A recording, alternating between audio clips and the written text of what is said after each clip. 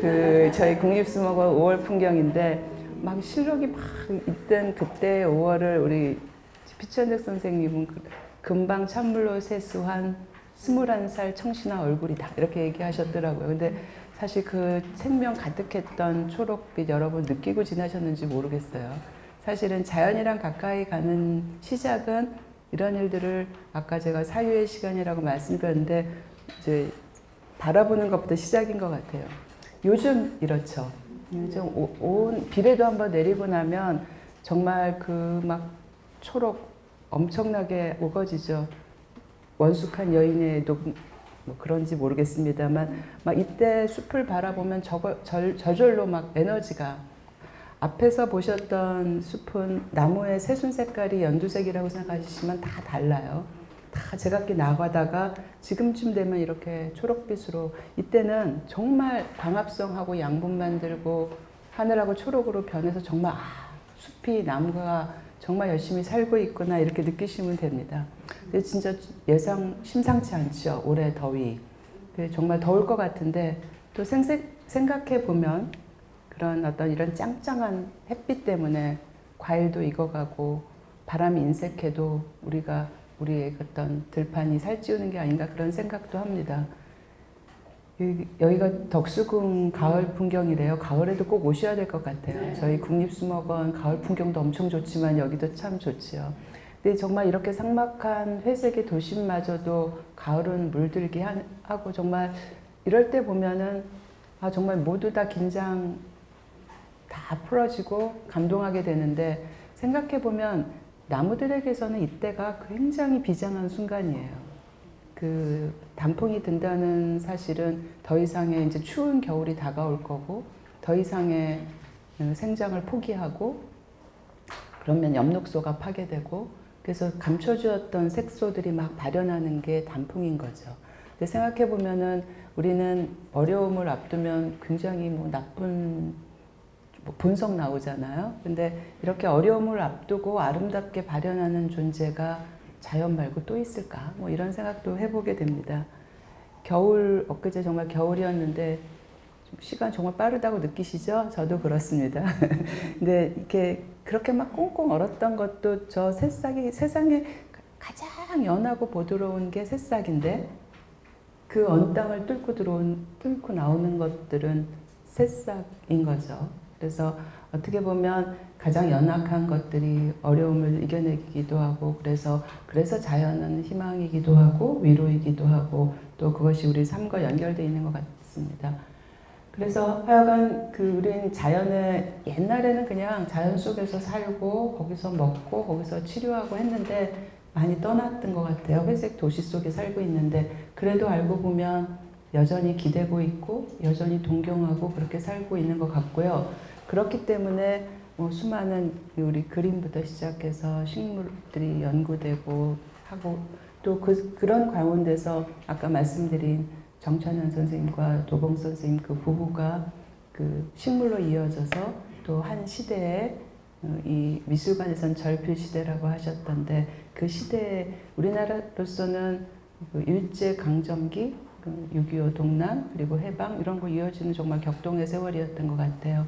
그래서 그런 그 가운데 식물 이야기들을 쭉 들어보면 거기에 정말 우리의 삶도 좀 비춰져 있지 않을까 생각하고 그 얘기를 제가 아는 한 시간상 그만큼 한번 열심히 해볼까 합니다. 위에 올라가면 이 사진 있더라고요. 저는 이 사진 구하느라고 엄청 애썼는데 그 여리화가 정찬현과 도봉석은 1930년도에 그 평양에서 결혼을 해요. 그 신식이죠, 그죠? 그리고 32년에 이 정찬현 선생님 인터뷰한 걸 보면은 인터뷰한 내용도 아까 좀 이따 아까 올라가 보니까 쫙 그 미술관에서 굉장히 큐레이팅 잘 해주셔서 많이 다 남겨 있는데 제가 굉장히 인상적이었던 그 대목은 뭐냐면 문을 이렇게 인터뷰한 사람이 여러 번 열고 들어갔대요. 굉장히 부유하고 이 도봉석 선생님도 우리 식물 분야에는 가장 1세대가 굉장히 이따가 나오겠는데 정태현 선생님이라는 식물학자가 계십니다. 또 하나 이제 양대 큰 축을 하나 이루시는 분인데 그분은 굉장히 좀 어렵고 일본인 학자 밑에 들어가서 조수하고 굉장히 어렵게 이런 생활을 지내셨면서 식물을 익히고 정리하셨던 분인데, 그와 반면에 우리 도봉 선생님은 굉장히 부유한 집안이셨고 공부 잘하셨고 뭐 지금의 그 동경대학교 나오셨고 엘리트 중에 엘리트신 거죠. 그래서 그 문을 이렇게 3개쯤 열고 들어가셨다 그러더라고요. 그러니까 가 보면 벽에는 그림 그려져서 그리고 있고, 또 테이블 위에는 남편이 그 채집해온 식물들이 펼쳐져 있고, 뭐 이런 풍경을 얘기하더라고요. 그런데 굉장히 인상적이었던 거는, 이따 오후에 올라와서 꼭 한번 보세요. 그분 쭉 인터뷰한 내용은 이제 화가로서의 어려운 점을 굉장히 많이 쭉 이야기하셨는데, 그 중에서 제가 굉장히 인상적이었던 경우는, 이분이 이제 당신은 대가족 제도 일하려고 그러는데, 일하는 것은 그 시대에서 굉장히 어렵다. 그냥 결혼을 안 해야 되지 않냐. 뭐 이런 생각도 하셨던 것 같고, 애 많이 낳으면 안 된다. 난 둘이 적당하다라고 생각했는데, 이분은 일남 삼녀를 두시기는 했습니다. 근데 거기에 가장 인상적인 것이, 지금 30년에 결혼해서 32년에 9달 된 아이가 있었는데, 뭐 스케치를 하다가도 애 생각이 나서 돌아가고 막 이런 어려움을 얘기해요. 근데 남편 이야기가 나옵니다. 남편은 그이라고 썼더라고요. 그이는 집안일보다 그림을 먼저 그리라고 한다. 집안일 하지 말고. 그래서 어떻게 생각해보면 그런 시대에 어떤 좀 하나의 흔적을 남기는 그런 여러 가지에는, 그리고 정말 깨인 남편이고 정말 앞선 남편이고 이제 그런 것 같습니다. 그래서 그런데 이 도봉 선생님이 이제 납북 월북 얘기가 많은데, 그건 정확히 나타나 있지 않고요. 이제 해방 후 일단 납북되셨고, 그다음에 이제 홀로 남으셔서 교사하면서 이제 아이를 키우시고 그림은 더 이상 그리지 못하게 되신 거죠. 잘생기셨죠? 옛날 도봉서 선생님이세요. 그래서 아까 말씀드린 것처럼 슈퍼 엘리트 코스를 밟으셔서 경성 동경대학교, 그때 한국 사람으로는 5명 가서 졸업했다고 하더라고요. 그래서 거기에 의대, 약대 중에서 생약을 하시면서, 그러니까 뭐 화학적 약을 하신 게 아니라 식물을 가지고, 약초를 가지고 연구를 하시면서 이제 우리나라 최초의 생물학회 회장이시기도 하고 약학회 회장이시기도 하고, 경선 약전이 지금의 서울대 약대 전신인데 초대 학장이기도 하시고, 이런 이력을 가지고 계십니다. 그렇게 하면서 한국의 동경대학에서 제대를 한다. 졸업하고 돌아오셔서 서울 주변의 식물을 조사하기 시작해서 전국에 있는 여러 가지 것들, 울릉도 것까지 해서 여러 가지 다양한 족적을 남기셨고, 이런 일들은 제가 식물과 함께 하나씩 소개해 드릴까 합니다. 처음에 연구 기록들을 보면요, 90년에 이제 결혼도 하시고 이제 한국에 돌아오셔서 처음에 강사로 갔다가 이제 교수가 되신 거죠. 그래서 경성, 서울 주변에 있는 식물 기록의 최초의 보고서인 것 같아요. 그래서 쭉 그 조선 박물학회지, 옛날에는 박물학회지는 어떤 게 박물학회지냐면 식물, 동물, 곤충 뭐 이런 것들 쭉 조사해서 그런 것들 통틀어서 박물학회라고 했어요. 그때 그 이시도야라는 일본인 학자랑 함께 하나씩 조사해서 우리나라에서는 식물 전체를 한 첫 번째 것이고, 그때 이미 700종이나 되는 많은 식물들을 기록하셨었다 그래요.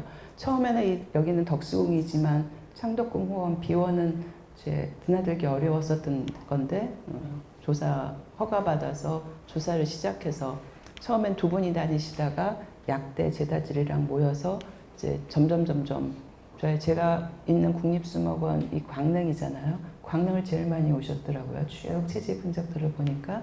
그래서 하고, 재미난 거는 그 최초로 약용식물 전시회를 하셨어요. 이거는 이따가 올라가면 보시겠지만 식물 표본.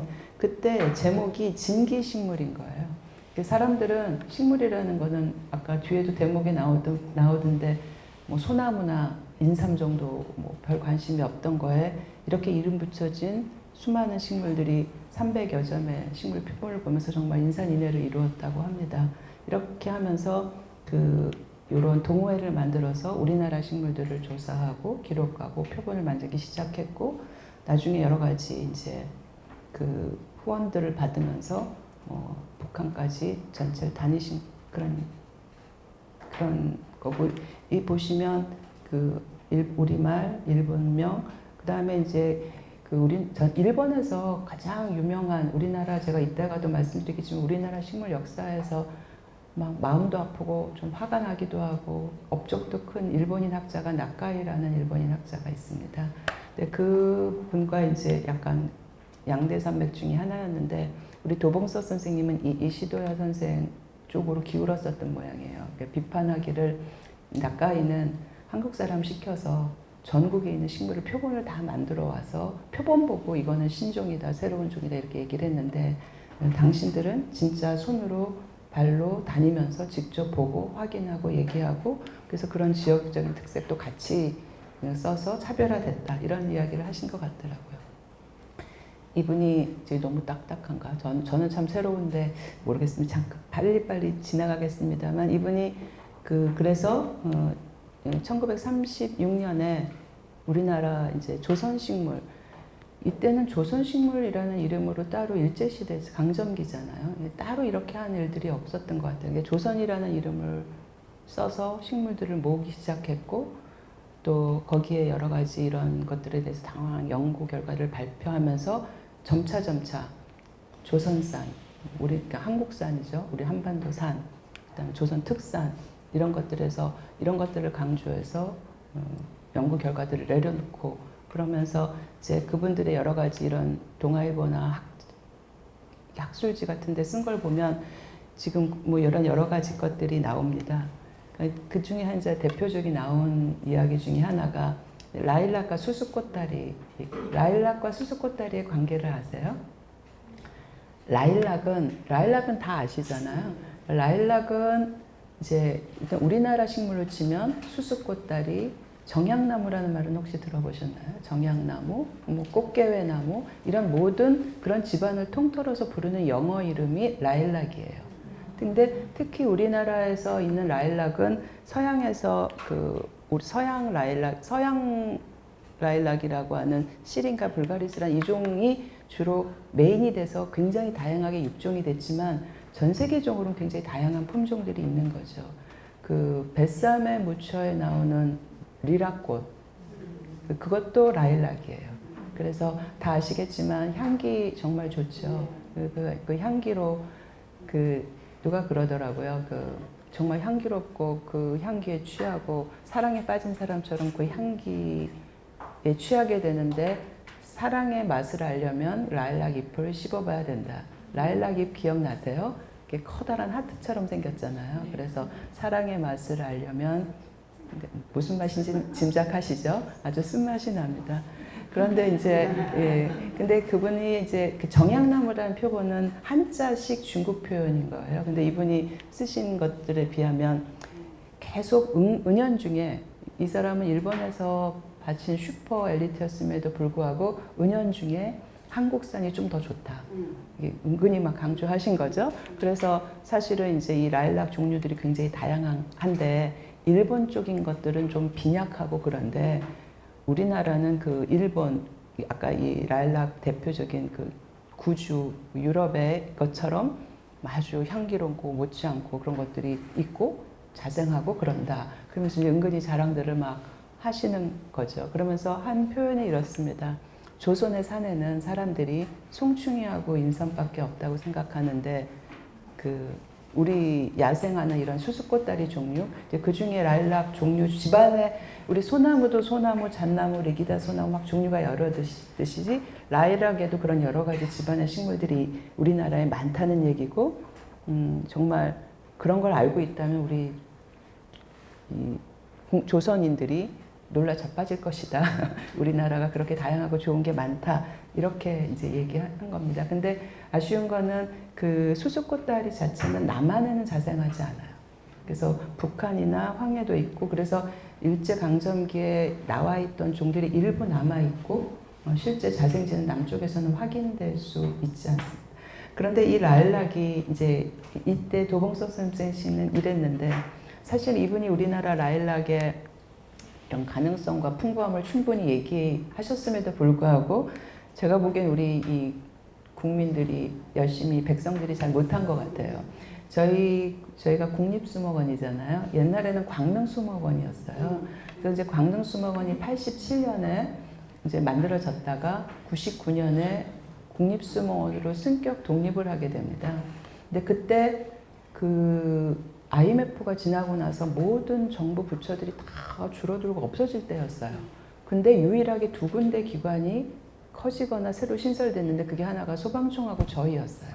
근데 그때 그렇게 된 계기가 된 식물이 하나 있는데 그게 라일락. 그 중에서도 미스김 라일락이었어요. 들어보셨어요 혹시? 네.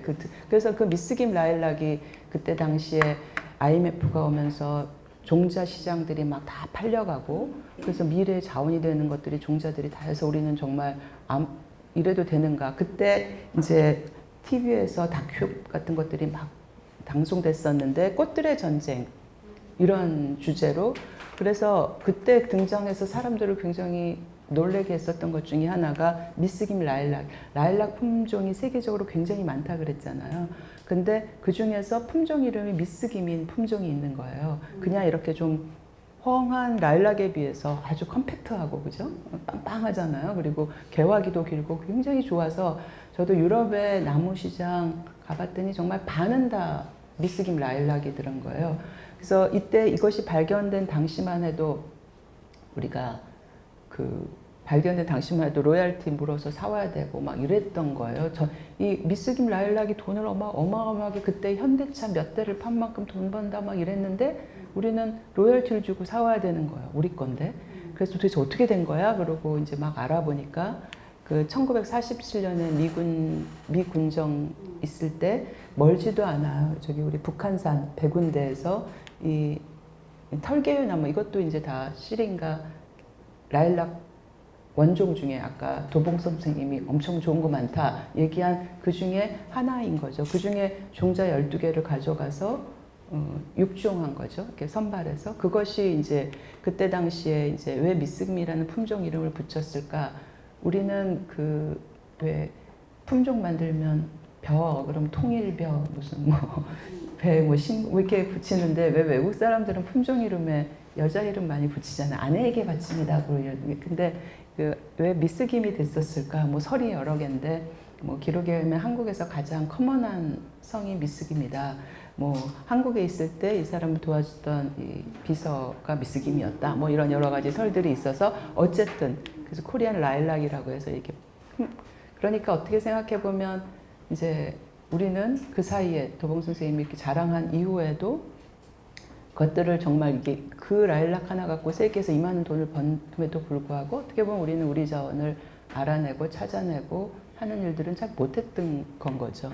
그래갖고선 정신 차려갖고선 막 찾아보니까 그 식물 중에서 특산 식물이 혹시 뭔지 아세요? 우리 이 도봉 선생님도 특산 하시는데 특산이라는 식물은 이제 전 지구상에 우리나라에만 있는 걸 특산이라 그래요. 그러니까는 멸종이 돼도 우리나라에서 멸종되면 지구상에 멸종되는 거고, 그죠? 보존을 해도 우리가 빨리 해야 되는 건데, 유럽에서, 그러고 나서 이제 쭉 알아보니까, 그럼 그것만 갖고 나가는 게 뭐 있나 알아보니까, 이미 우리 독립운동 하느라고 정신없을 때, 미국의 아놀드 수목원은 하버드 대학 부속 수목원입니다. 그래서 전 아시아 식물 채집하는 윌슨이라는 사람이 뭐 우리만 한 게 아니라 일본도 하고 다 했습니다만 좋은 데 다 갔죠.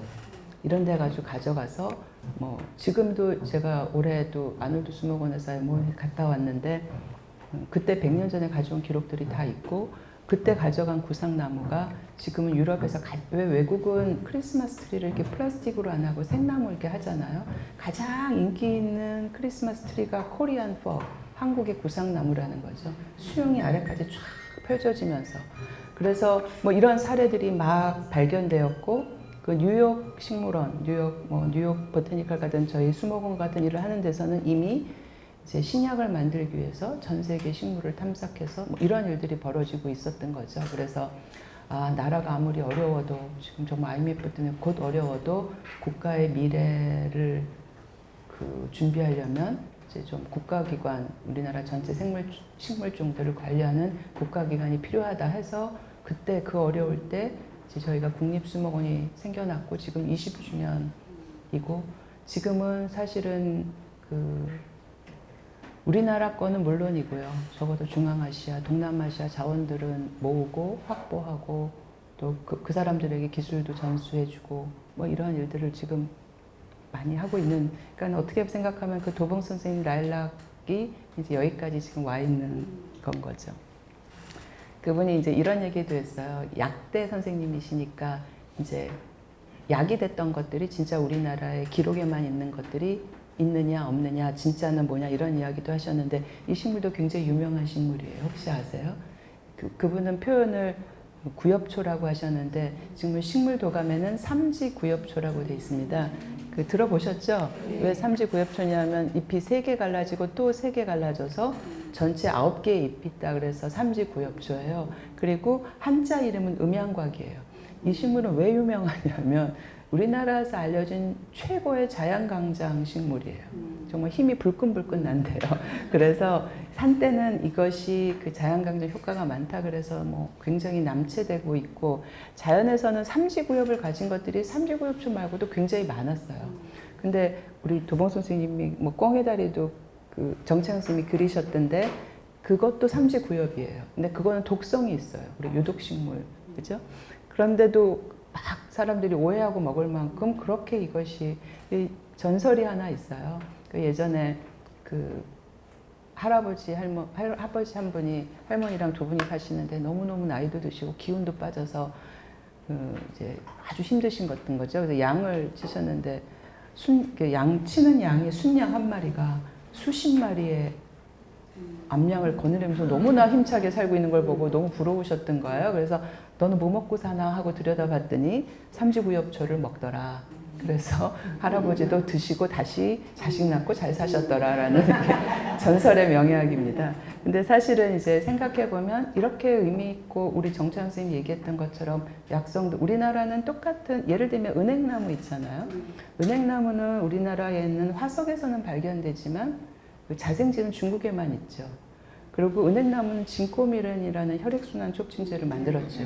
그런데 은행나무의 진꼬민의 원료가 되는 이파리는 우리나라만 수출해요. 똑같은 성분이 있긴 있는데 다른 나라의 은행나무는 유효 성분이 적대요. 그게 굉장히 기뻐할 일이죠. 근데 슬픈 일이기도 해요. 왜냐하면 그 진꼬민이라는 신약을 우리가 발견했으면 몽땅 다 우리 건데 우리는 막 이만큼 모아다가 그 신약 개발한 데다가 주면 요만한 알약 비싸게 다시 파는 이런 거죠. 그래서 사실은 이제 BT 신대라고도 하는데 이제 이런 일이 필요한 거고 그래서 우리나라는 산야가 이렇게 울퉁불퉁하고 물도 깊고 이래서 똑같은 식물도 약성이 뛰어나고 의미가 있고 이런 이야기들을 많이 하십니다. 삼지구엽초는 여러분들께 좀 권하고 싶기도 해요. 꽃이 아름답잖아요. 그죠? 봄에 이렇게 한 평 정도만 심어두시면 잎을 말렸다가 1년 내내 드실 수 있어요. 차로 드시면 저렇게 홍차빛 나면서 차도 좋고요. 이렇게 술에 담그면 뭐 위스키빛 색깔이 나면서 아주 몸에 좋은 거는 제가 아까 말씀드렸고 사실은 꽃도 보면서 이렇게 막 산에 가서 캐는 거 말고 이제 가까이 키우고 우리 그 양화수록이나 화엄수록 같이 요 다른 강주에서 나왔던 그런 것도 사실은 이제 옆에서 키우고 가꾸기 시작한 문화인데 알고 보면 그런 식물들은 주로 중국이나 이런 데 영향을 많이 받았다고 생각하기가 쉬워요. 근데 이런 정말 자생식물 같은 것들은 그러기에는 굉장히 좋은 식물이라고 할 수 있는 거죠. 기억하시겠죠? 그 다음에 이 선생님이 말씀하신 한 일 중에서 이런 이야기도 황년에 우리나라 원식물을 찾았다. 예. 근데 실제로 황년은 그 콥티스 시네시스라는 이제 중국 식물이고 약재로 굉장히 유명하대요. 그래서 저는 약성은 잘 모릅니다만 뭐 여러 가지를 많이 사용하는 굉장히 귀중한 약재였는데 우리나라에는 없는 거죠. 일본에도 없어요. 그런데 재배는 했고 우리나라에 있을까 없을까 뭐 이런 것들이 고민이었는데 일본에 있는 거는 외황년이라고 중국산 약재로 쓰는 황년하고는 조금 다른 거고 우리나라에서 조선황년이라고 말하는 거는 이 우리나라 이름으로 깽깽이풀이라고 하는, 실제로 깽깽이풀은 현재 희귀식물이에요. 그래서 보기도 어렵고 실제로 보는 것처럼 왜 예전 학교 때 배우셨죠? 종속, 과목, 항문계 이런 거 종이 하나하나 이름이 종이고 뭐 같은 집안이 속이고 그걸 다 좀 더 큰 집안이 패밀리 과잖아요. 과는 같지만 집안이 조금 다른 식물이지만 어쨌든 우리 조선황년이라고 할 수 있는 것이 이런 것들이 있다 하면서 이런 기록을 남기셨는데, 이제 우리나라가 지금 본초 강목하고 동의보감하고 이런 이제 것들이 다 한자로 기록되어 있잖아요. 한자로 그 식물이 자생하는 이종과 어떻게 똑같은 종인지 식물학적으로, 아까 똑같은 은행나무는 같은 종인데도 불구하고 풍토에 따라서 유효 성분이 다른데 비슷하다고 해서 그 일이 같을 건가 다를 건가, 이런 여지들은 충분히 많이 남는 거죠. 그래서 사실 이러한 일들의 흔적들이 그런 일들의 하나인 거고, 사실 요즘에 사람들이 이 깽깽이풀 굉장히 아름답지 않으세요? 이 깽깽이풀을 사람들이 좋아하는 이유는 너무 아름다워서 봄에 정말 일찍 핍니다. 그래서 깽깽이풀 좀 우리 거 재배해서 수출하는 게 꿈이다 뭐 이렇게 하시는 분들이 있어요. 근데 재미난 거는 깽깽이풀을 이렇게 한 무더기 심어 놓으면요, 여기도 있고 저기도 있고 저기도 있고 저기도 있고 이렇게 막 마치 꽃밭을 만들어 놓은 것처럼 이렇게 퍼져요. 그게 이제 이렇게 쭉 무슨 이런 패턴을 따라서 사람들이 이것을 뭐라고 부르냐 하면 개미가 만든 꽃밭 이렇게 해요. 그래서 이 깽깽이풀은 씨앗에 이렇게 약간의 우리말로 말하면 단백질 같은 것을 달고 있어요. 그래서 개미들이 이제 그거를 이제 먹으러 갖고 와서 이제 자기네 집으로 옮기는 거예요. 그래서 옮기다가 중간에 떨어뜨리면 여기 한 무더기 한 무더기, 그래서 이제 그걸 따라가 보면 개미집이 나오고, 그래서 그런 일들이 막 이렇게 이상한 예쁜 패턴으로 만들어서 정원에 가보면 아주 마치 화단을 갖고 놓은 곳들이 저처럼 깽깽이풀 밭들이 만들어지고, 그래서 그것은 개미가 만든 화단이라고들 얘기하는 그런 식물이기도 합니다. 이렇게 도봉 선생님 스토리랑 식물이랑 연결해서 얘기하시는 게 맞나요? 그 다음에 이제 이분이 저는 식물 분류학자지만 이분은 약대를 나오셨고 이제 약학자셨던 거예요. 약대 초대 학장이라고 하셨잖아요. 그래서 사실은 이제 내용 중에는 약초에 아주 오리엔트가 되어 계세요. 그래서 이제 어떻게 생각해 보면 근대적으로 일본에 가서 훈련받은 조선 지식인 1호 생약학자인 거죠. 그러니까 초대 약대 학장이 되고 이러신 거고, 또 이분의 스토리를 보면 이렇게 탐사하고 뭐 어디 먹는 데 막 다니고, 조선 자본도 있었고 일본 자본들이 우리나라에 있는 이제 약용식물들이 어떤 것들이 있는지 조사하고 뭐하고 하는 일들에 대한 지원들이 있었던 거죠. 그래서 그렇게 하면서 이제 그렇다면서 뭐 전 한반도를 탐사하고, 그래서 이제 그런 약계 자본과 적절히 부응하면서 사셨던 것 같아요. 그분 이제 스토리들을 쭉 보면은 이제 이분이 그 일본에서 공부할 때 스승이 이제 북쪽에 있는 약용식물을 조선하자고 하면서, 조선은 원래 이제 약재가 좋은 산지로 굉장히 유명해서 이게 다 북쪽이죠, 그죠? 지금 북한 지역 할 때 이제 같이 탐사해서 이런 것들을 발견하기도 하고, 이제 본격적으로 이제 이 아라이 약방이 우리나라로 치면 제약회사인 거죠. 제약회사에서 이 도봉 선생님이 만드신 같이 하는 식물 동호회에 지원을 시작하시면 탐사를 굉장히 본격적으로 하고, 그렇게 하라 그랬대요. 전 조선의 식물상을 1000명 해달라.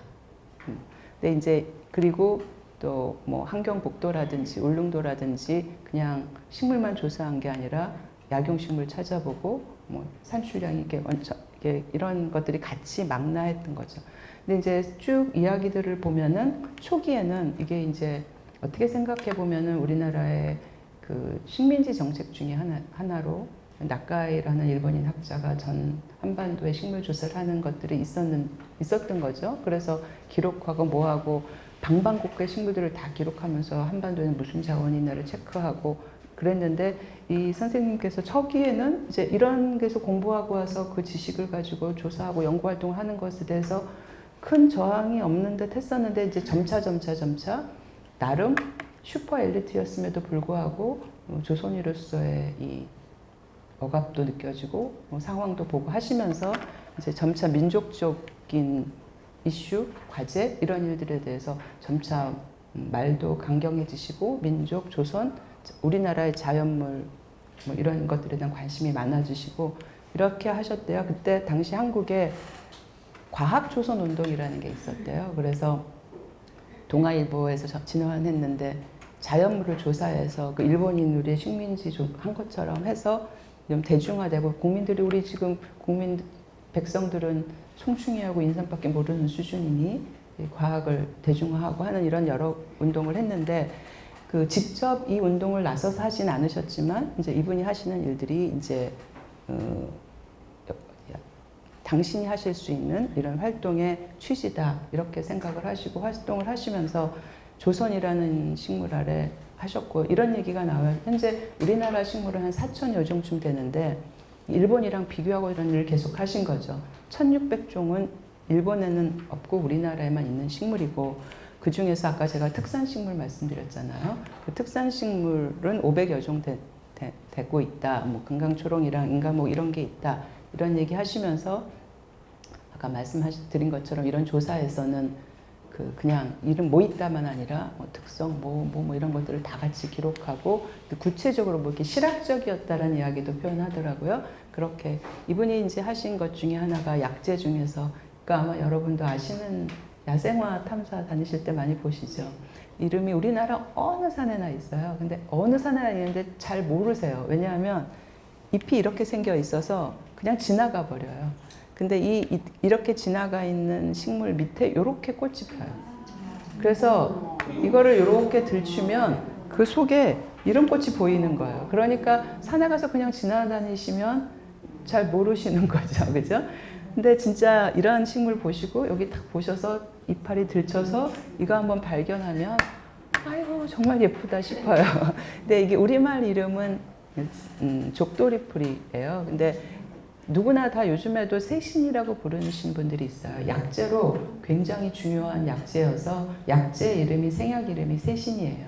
근데 이분이 나중에 나오겠지만 이제 우리말 식물에 우리말 이름 붙이는 여러 가지 일들을 하셨는데 족도리풀로 이제 불렀고 특히 이제 서울 족도리풀 이건 현재로서는 분류학적으로 여러 가지를 통합돼서 지금은 쓰지 않는 학명이긴 한데 지금도 족도리풀은 우리는 족도리풀 얼룩무늬 있는 건 개족도리풀 두 가지만 얘기하는데 지금도 한 8개 정도가 새로 계속 발견되는 굉장히 우리나라의 이것도 얘네들은 꽃가루 과제를 어떻게 할까요?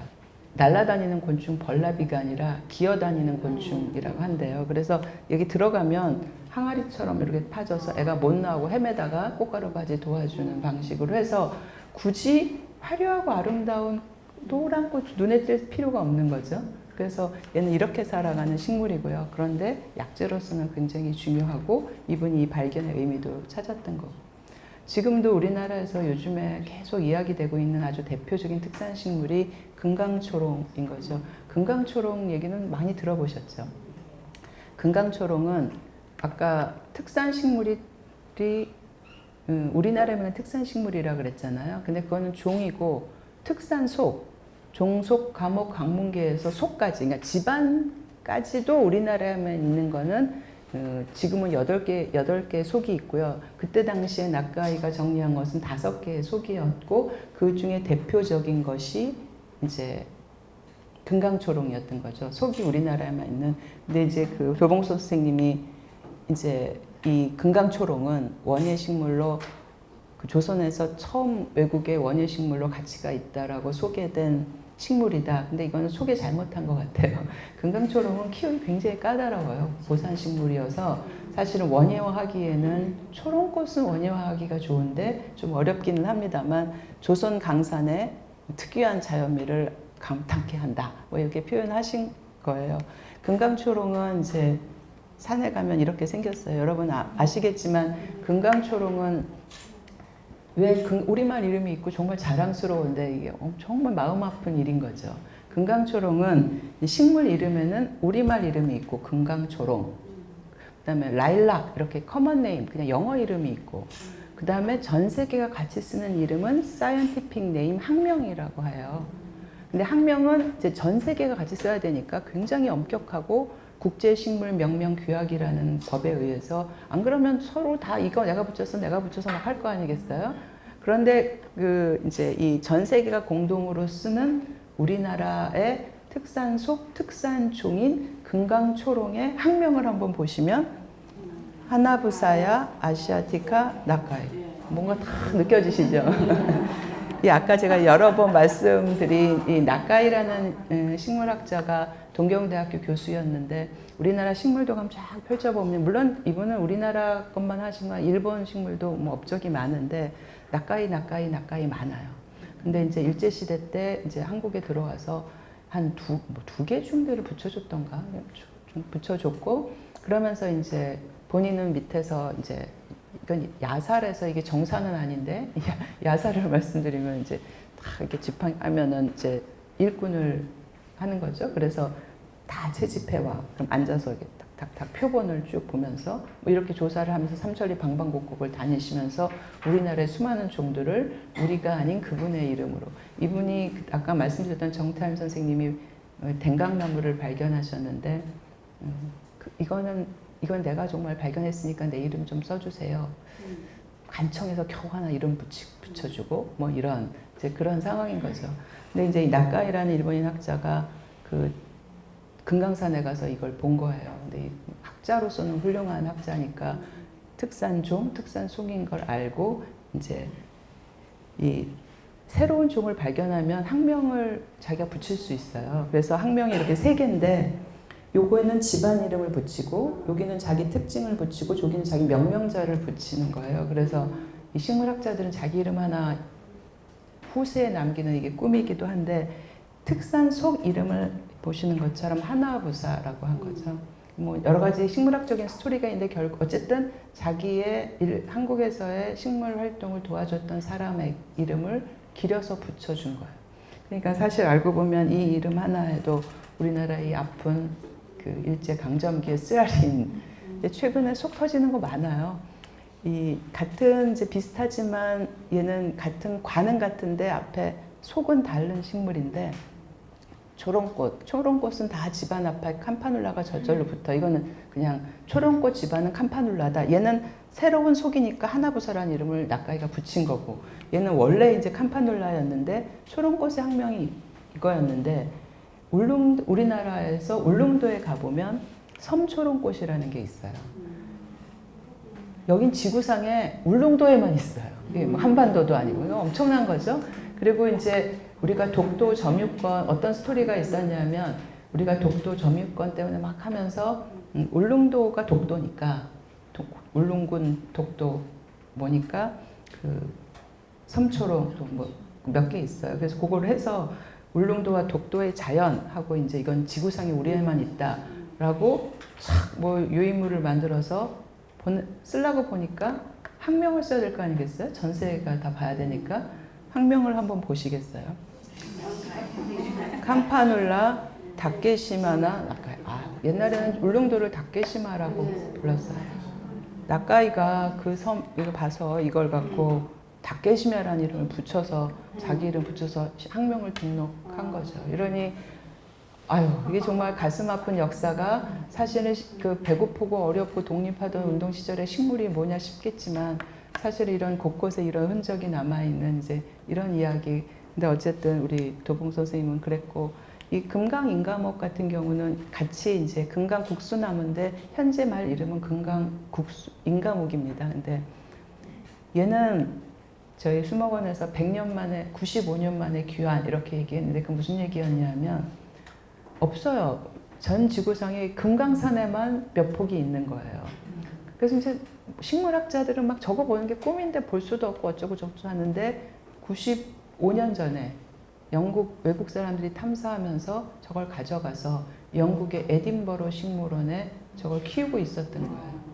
그래서 영국의 에딘버러랑 친하게 저희가 지내서 거기서 그거 가져다가 그래서 95년 만에 귀한 이렇게 되는 식물이기도 하죠. 아마 통일이 된다면 요즘에 남북 문제가 약간 또 삐걱삐걱해서 한참 좋을 때 남북 교류하면 어떤 일들이 좋을까? 이게 정치적인 교류가 없으니까 자연에 대한 교류, 큰 학세가 남한의 광릉에서 사라졌는데 아직 황해도에는 있다는 거예요. 그래서 그러면 큰 학세 뭐 이런 또 우리나라에만 있는 구상나무 이렇게 교류하면 어떨까?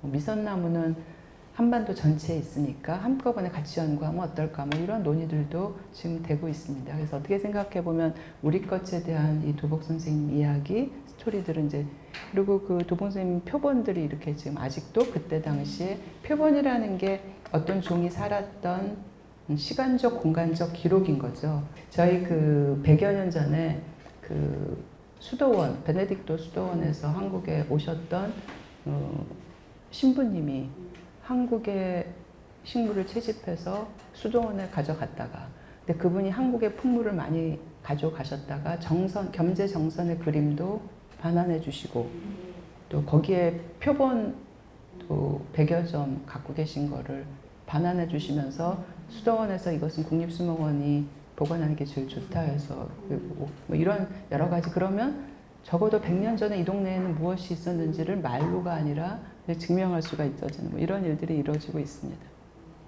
이 벚나무 문제는 어떻게 생각하세요? 이 도봉서 선생님이 이 예민한 이 벚나무도 건드리셨어요.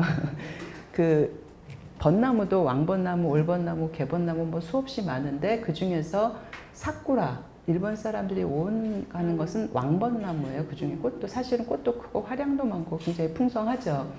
근데 이제 왜 논란이 많냐면 일본은 왕벚나무에 자생지가 없어요.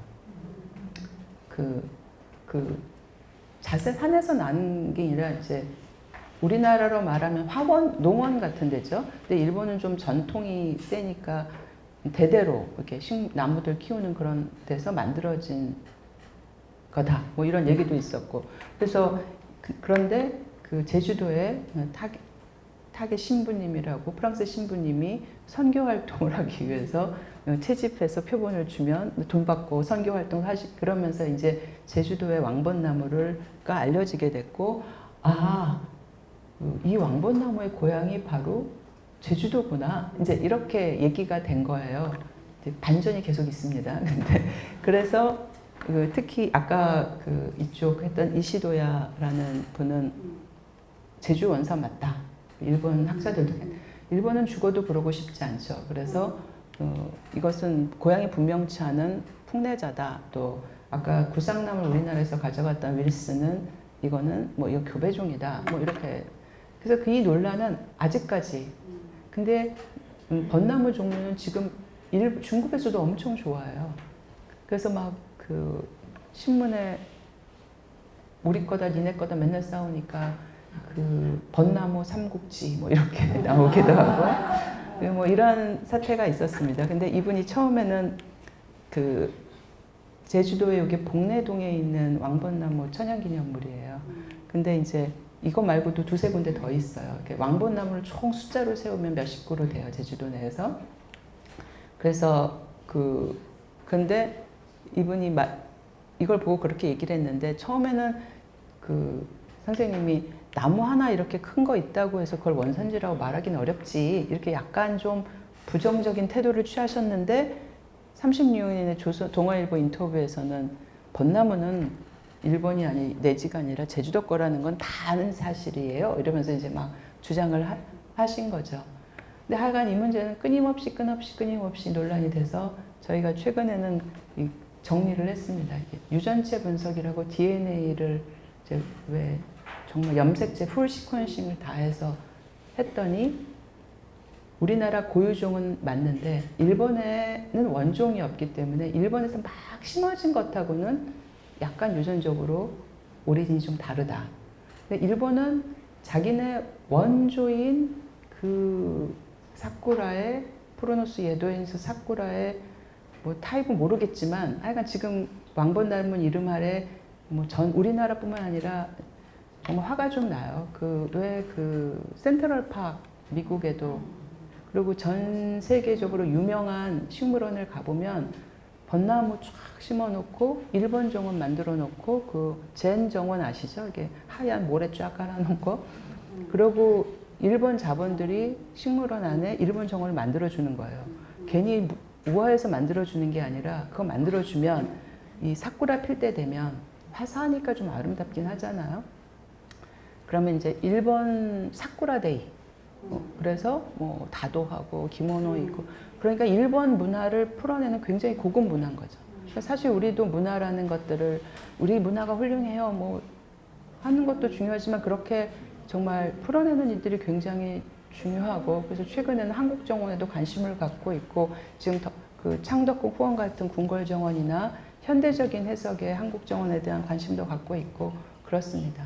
근데 여전히 고민은 남아요.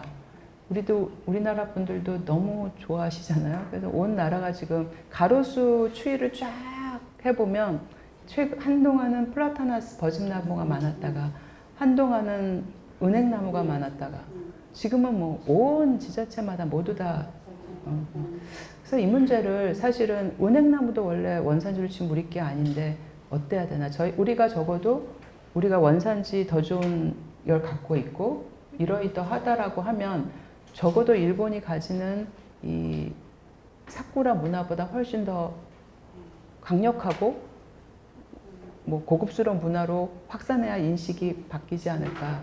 그래서 고민은 고민이에요. 그거에 비해서 무궁화에 대한 사랑이 좀 약한 것은 좀 아쉽기는 해요. 무궁화도 얘기가 나왔으니까 말씀인데 무궁화는 왜 사람들이 별로 안 좋아할까? 무궁화는 근데 무궁화는 일본 무궁화가 독립운동을 할 때 아주 말없는 구심점이었다 그래요. 예를 들면 여학교 학생들은 무궁화 수놓는 거로서 이러고 무궁화 묘목 나눠주고 뭐 이런 것들이 이제 어떤 소리 없는 그러니까 이제 일제 강점기에 무궁화를 탄압을 하는 거죠. 그래서 무궁화 심으면 눈병 걸린다. 더럽다. 그리고 무궁화를 좀 크고 우아하고 아름답게 키워야 되는데 화장실 앞을 가리는 생울타리 뭐 이런 걸로 짱똥짱똥 잘라갖고선 그죠. 그래서 사실은 이제 진짜 무궁화는 뭐 이상해요 이러지 말고 뭐 진딧물 많다 그러지만 장미보다 훨씬 적어요. 조금만 제대로 키우면 그래서 좀 무궁화도 저는 어떨 때 이런 생각도 해봐요. 무궁화 정말 무궁화 꽃송이 하나의 수명이 하루인 건 아시죠? 물론 요즘에는 품종이 개량돼서 좀 오래 가는 것도 있는데 한 송이 피고 지고 그 다음날 새 송이가 피는 거예요. 피고 지고 또 피어 무궁화라네. 그러니까 정말 많은 어려움 속에서 끊임없이 이어지는 우리나라의 문화를 그러면서 이제 제가 어떤 느낌을 그런데 8월에 피잖아요. 땡볕에 막 그 뜨거운 햇볕에 절대로 기죽지 않고 짱짱하게 피잖아요. 정말 그 햇빛을 에너지를 다 받으면서 그래서 사실은 이양 국화인 거 저기 잘 의미와 좀 품격 있고 좀 했으면 좋겠다는 게 제 바람입니다. 어쨌든 얘기가 길어졌습니다. 이렇게 해서 이제 이 서서히 도봉 선생님이 이제 그렇게 바뀌어가는 거죠. 그러고 나서 이제 하신 것 중에 하나가 아까 저 위에 올라가시면 전시회에 나와 있는 책이 있으면서 우리 조선식물 혁명집 갑자기 또 이름이 잊어먹 이번에 영화 우리말 영화 뭐 있었죠? 예 말모이 그 일종의 그래서 그 우리나라 사람들로 구성된 조선박물연구회 거기에는 뭐 석주명 선생님 같은 나비학자도 있었지만 어쨌든 식물부 쪽에서 이름을 모았어요. 근데 뭐 우리 여러분들이 식물학자들이 같이 함께 하셨고 그래서 1900종에 대한 우리말 이름을 쓰셨는데 거기에 그냥 이름만 쓴 게 아니라 그 형태, 학명, 의미, 유래 그리고 굉장히 의미 있었던 건 뭐냐면은 일제가 왜 뭐 내선일치여서 이거 쓰면 되지 왜 또 새로 우리말을 쓰느냐 뭐 여러 가지 탄압이 많았던 모양이에요. 그러니까 그런 말 쓰면은 시골 사람들은 무슨 건지 모르니까 뭐 이렇다고 설득하고 얘기하고 하고 해갖고서 이걸 만들었습니다. 근데 이제 특별한 거는 일본은 뭐 사실 없는 이름은 일본 이름의 한자를 우리말로 그냥 바꿔서 쓴 이름들도 있어요. 그래서 창시 개명한 식물 뭐 이런 책을 내신 분도 있어요. 근데 사실은 그것이 다가 아니라 이렇게 했었던 노력들이 굉장히 많이 있었던 거죠. 물론 그렇게 붙여진 이름들도 있습니다. 그리고 또 제가 의미 있다고 생각하는 것은 표준명을 지정을 하는데 지금 다 서울말이 표준말이잖아요. 근데 꼭 서울말 쓸 필요 없다. 그 식물이 원래 고향인 지역의 이름을 쓰는 게 맞다. 그래서 제주도 방언이 이름이 되기도 하고 뭐 이렇게 되고, 그리고 이제 그런 일들이 다시 리뉴얼돼서 학교에 정식으로 조선식물 명명집이라는 이름이 나와요. 여기까지는 그림이 없고 이름만 갖고 얘기한 거예요. 이제 그림이 나오는 거죠. 그래서 그 보시면 그때 했었던 것들이 이제 등측이라는 식물, 아시는 분 아시겠지만 강원도에서 쓰니까 서울은 쥐방울동물이라 부르더라도 이걸 써야 된다 이렇게 얘기하기도 하고, 멀꿀은 일본식 한자로 야인가라고 썼는데 우리말 이름이 없었어요. 근데 막 찾아보니까 제주도 방언에 있는 거예요. 그래서 제주도 방언인 말을 현재 지금도 식물 교감에서 쓰는 말이 쓰기도 하고, 동작꽃이라는 빨간 꽃, 주황색 꽃 예쁜 야생화 아시죠? 그것은 이제 다들 전출하라고 하는 한자 이름도 어려워요. 중국 샤자로 썼는데 이런 걸 그대로 이렇게 어려운 한자를 써야 되겠느냐? 우리말 이름을 붙이자 그랬는데, 이제 이 동작꽃이라는 식물에는 떠나간 이제 마을로 내려간 그 스님을 기다리다가 겨울에 얼어 죽게 된 동자승에 대한 전설이 있어요. 그래서 그 전설을 따라서 동작꽃이라고 붙이고 뭐 이런 방식으로 했으니까 그 말모이처럼 굉장히 그 어려운 1930년대니까 굉장히 어렵던 시절에 이런 일들을 모으고 정리하고 실험을 붙여나가는 노력들을 이제 식물학자가 같이 했고, 이 기꺼이 도봉 선생님 같이 하셨던 거죠. 사실 이런 이름에 대한 이름이 가지는 시대적 이야기들은 굉장히 많은데, 지금 지천에 피어 있는 거 이거 아시죠? 얘는 개망초고 얘가 망초예요. 일명 계란 후라이 꽃. 네, 얘는 언제 생겨났냐면, 왜 얘는 망초가 됐냐? 얘는 이제 귀화식물이에요. 귀화식물이란 건 뭐냐면은 이제 예전에는 없었는데 그 1900년대 초에 개항과 함께 들어왔던 식물. 그래서 이 사람 이름이 처음에는 망초를 왜 망초가 아니고 망국초였다 그래요. 그러니까 원래 그 귀화식물들은 아주 그대로 보존하는 고유의 숲 생태계에서는 못 들어가요. 햇볕 요구량이 굉장히 많기 때문에. 그러니까 사람들이 훼손하면 생태계가 균형이 깨지고 그때 막 들어가거든요. 한번 잘 보세요.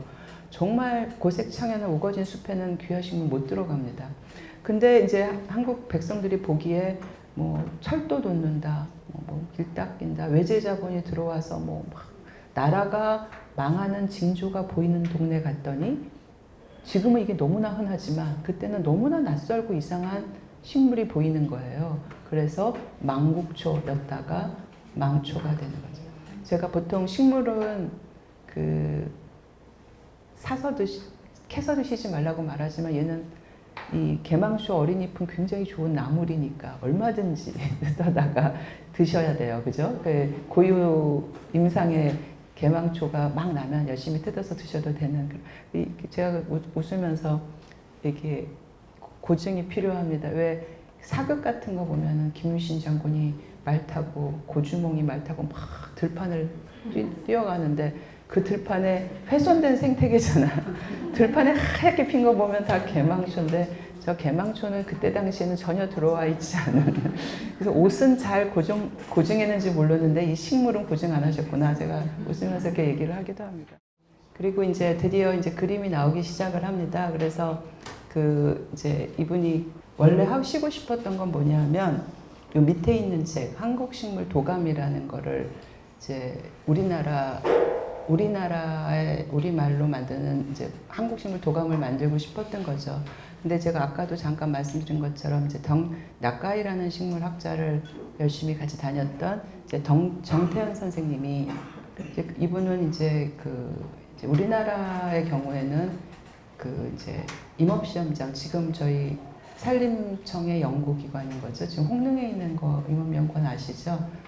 거기서 이제 어떻게 생각해 보면은 그 임업연구원의 식물 분류 연구하는 것들은 저희 국립수목원이 갖고 왔으니까 저희가 가진 스토리의 원조인 것 같기도 해요. 그래서 거기 다니시면서 이제 뭐 촉탁으로도 하고 무슨 뭐 막국으로도 하고 따라다니시면서 이제 낙가위와 함께 전식을 만드신 거죠. 근데 이와는 별도로 이제 이 도봉섭 선생님께서 17년간 이제 전국 아까 뭐 여러 가지 뭐 후원도 받으시고 뭐 동호회도 만들고 뭐 이러고 저러고 하면서 전국을 다니시면서 이제 식물을 수집하고 그것에 대한 표본을 가지고 이제 도감을 만드시게 되는데 원래 그 전에 이제 1948년에 한국식물 도감 중에서 유독식물 편을 이제 먼저 만드시게 되는 거죠. 그게 지금 오늘 올라가시면 보시는 그 세미라 원도가 되고 또 그 책 중에 이제 그림, 그러니까 우리나라 최초의 식물 도감은 이거라고 얘기하지만 이게 좀 애매해요. 왜냐하면 그 56년에 초본편, 57년에 목본편, 초본편 나오기 전에 일본말로 되어 있는 요 원본이 있었어요. 그러니까 정태현 선생님이 창시개명한 일본 그 이름으로 도감을 낸 게 있었고, 이제 그 사이에 이제 여기 있는 거고, 그 다음에 이제 진짜 원하는 거는 그런 일본 책을 기반으로 한 우리나라 학자였지만 일본 이름으로 된 일본말로 쓰여진 우리나라 식물 도감이 아니라 이제 우리말로 된 식물 도감을 만들고 싶은 거죠. 그래서 이제 그 도솔이 먼저 나오고 좀 이따 이제 그림들을 보시겠지만 그래서 이제 그 이 책의 앞에 보면 서론에 보면은 17년간 산야를 발섭이란 말이 저는 좀 신선하더라고요. 해서 식물 표본 수만 점을 모았고 이제 정태현 씨도 임업시험장에 지금 저희가 가진 표본관의 표본의 이렇게 토대죠. 그거에 대한 해서 조선식물 도감을 하고 있다. 근데 여기에 보면은 우리 정찬 선생님 얘기는 안 나와요. 그냥 파인 예당인 조승윤 씨한테 이 라인 드로잉이라고 하죠. 이 식물 그림을 그러니까 채색한 원도가 아니라 이제 라인 드로잉이라고 우리가 말하는 그걸 의뢰했고 거기 거창합니다. 자주 독립의 역사적인 순간에 이런 일들이 이제 식물학도로서 중요한 사명이다. 그랬는데 이걸 하기 위한 유독 식물편으로 이걸 먼저 도복선 선생님하고 심학진이라는 분이 이분의 업적에는 계속 등장하는데 제자라고 해요. 그래서 조사하고 뭐하고 논문 수고에 계속 도봉석 심학진이 붙어 다닙니다. 그런데 이제 이분의 꿈은 이루어지지 못한 거예요. 이제 그 이유는 이제 6.25가 나고 이제 쭉 준비하던 것들이 그러면서 흩어지고 이분은 왜 북한 월북이라는 얘기도 나오고 납북 얘기도 나고 막 왔다 갔다 해요. 근데 이유를 알 수 없다고 해요.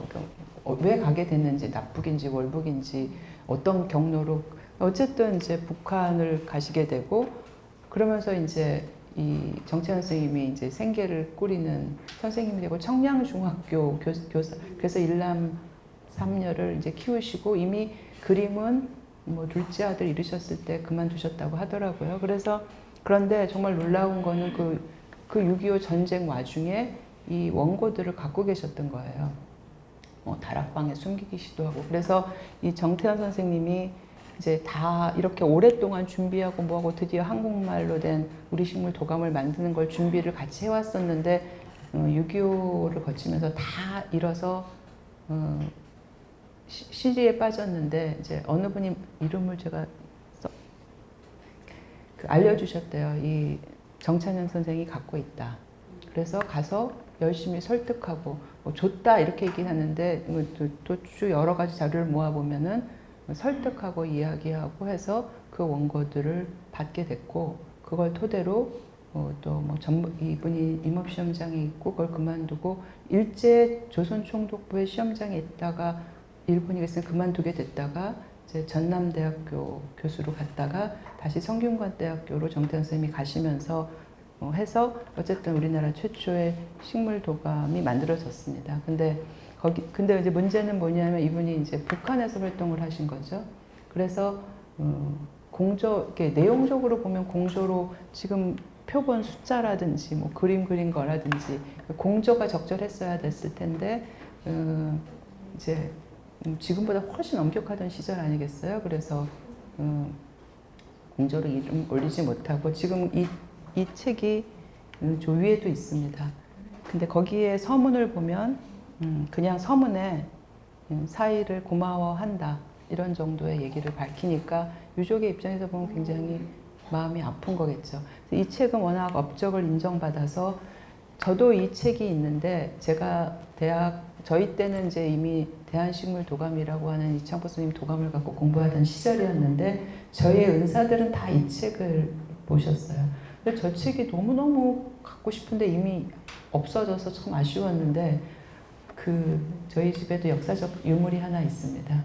저희 시아버님이 물리학과를 나오셨고 저희 시어머니가 생물학과를 나오셨는데 연애하시면서 우리 시아버지께서 시어머니에게 With My Love 해서 이름을 써서 식물도감을 선물하신 거예요. 그래서 그 식물도감을 어머니 갖고 계셨고 그걸 지금 제가 갖고 있어요.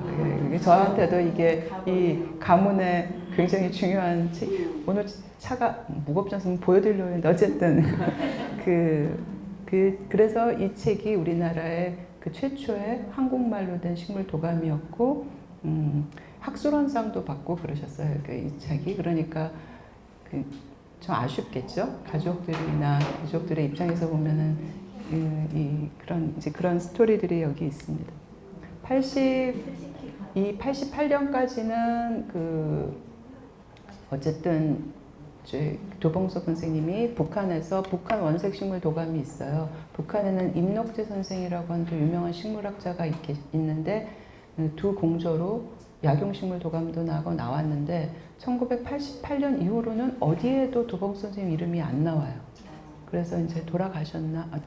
혹시 찾으셨는지 모르겠지만 하여간 못 찾겠어요. 그래서 돌아가셨나 이렇게 또 돌아가신데도 그래서 물음표로 이렇게 돼 있기도 하고 그래서 88년 이후의 행적은 어떤 배경이 거기 있었는지는 다들 잘 모르는 그런 상태로 이제 이분의 일생이 우리가 알고 있는 한 막을 내리고 있고 그런데 그 그림의 흔적으로 이제 오늘 여기까지 이런 이야기가 만약에 정찬 선생님의 그림이 오늘 이렇게 하지 않았으면 저도 이렇게까지 깊이 있게 이분의 기록들을 찾고 뒤지고 이런 노력을 들였을 것 같아요. 그래서 그런 여러 가지 인연으로 이제 정말 이야기와 삶과 이런 일들은 이렇게 이어지는구나 그런 생각이 들더라고요.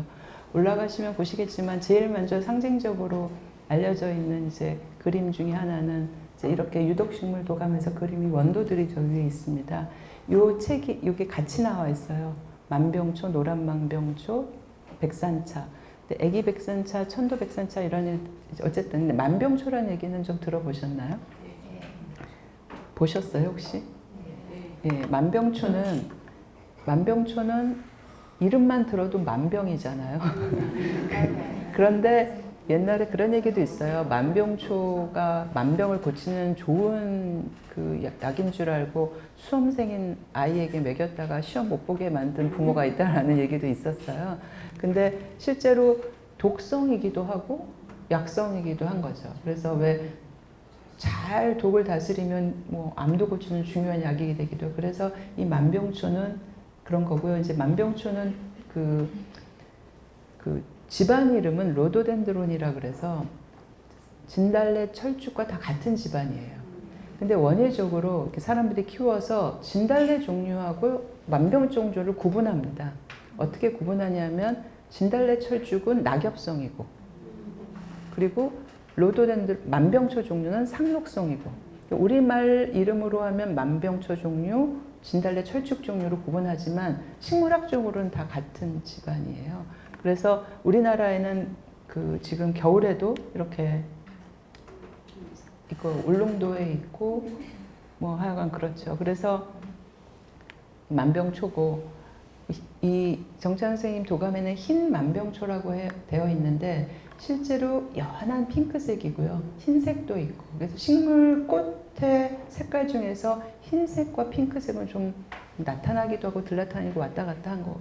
그거는 이제 같은 종이고요. 별도로 노란 만병초라는 식물이 있습니다. 그래서 여기가 보시는 것처럼 백두산 천지에 가보면 6월에 백두산에 가면 모두 다 노란 만병초 밭으로 노랗게 쫙 카펫처럼 깔려 있습니다. 우리나라에서는 지금 설악산에 대청봉, 중청봉, 초원지대에 아주 드물게 분포하는, 그러니까 정말 고산식물 중에서도 고산식물이고, 이 정찬 도봉 선생님은 그 오지까지 백두산 탐사도 가고 하셨잖아요. 그래서 굉장히 많은 궁금한 게 있더라고요. 제가 그 책에 잠깐 썼지만, 그러면 이 우리 요즘에 세미라 작가들은 저희도 세미라 많이 그린다고 했잖아요. 저희 연구자들이 제일 어려운 게 세미라 작가들에게 식물 조달해 주는 일이 정말 어려워요. 그냥 아름다운 원예 식물들은 다 알아서 그리시지만 저희가 그리는 이제 식물들은 아주 희귀식물, 특산식물, 어려운 식물들이잖아요.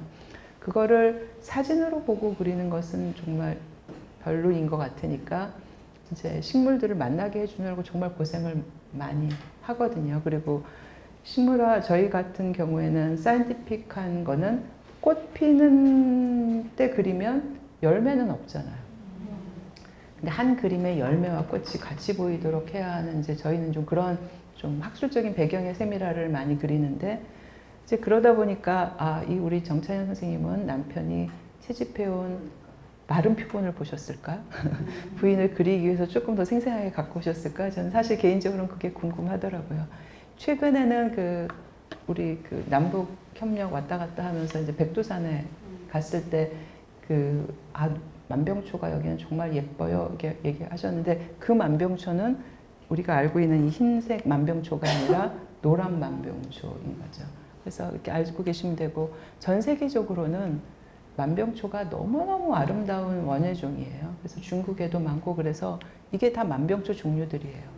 그래서 외국에 식물원 가시면 로도덴드론 가든, 이제 우리는 학명은 다 로도덴드론인데 진달래 철쭉 정원은 아젤리아 가든이라고 부르고, 그 상록성인 만병초 정원을 로도덴드론 가든이라고 불러서 그 유럽이나 미국의 좋은 정원에서는 언제나 만날 수 있는 이런 것들이 바로. 근데 아까 말씀하신 것처럼 기관지, 천식, 관절염, 신경통 굉장히 좋은 약이지만 독성이 있어서 그냥 쓰면 안 되는 그런 대표적인 얘기인 거죠.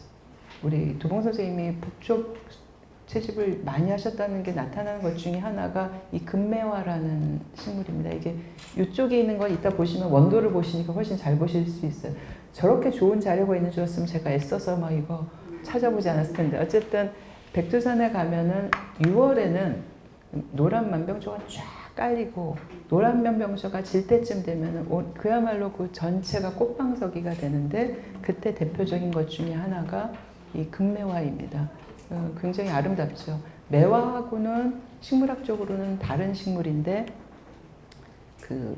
그리고 특히 이 유독식물 책을 보면 미나리 아제비, 개구리 자리, 그러니까 미나리 아제비과 식물이 굉장히 많아요. 일반적으로 미나리 아제비과 식물들은 다 독성이 있는 것으로 알려져 있는 식물이기도 하고 그렇습니다. 이제 송악은 많이 보시지 않으셨어요? 송악은 영어로 말하면 아이비예요. 우리말 이름이 송악이에요.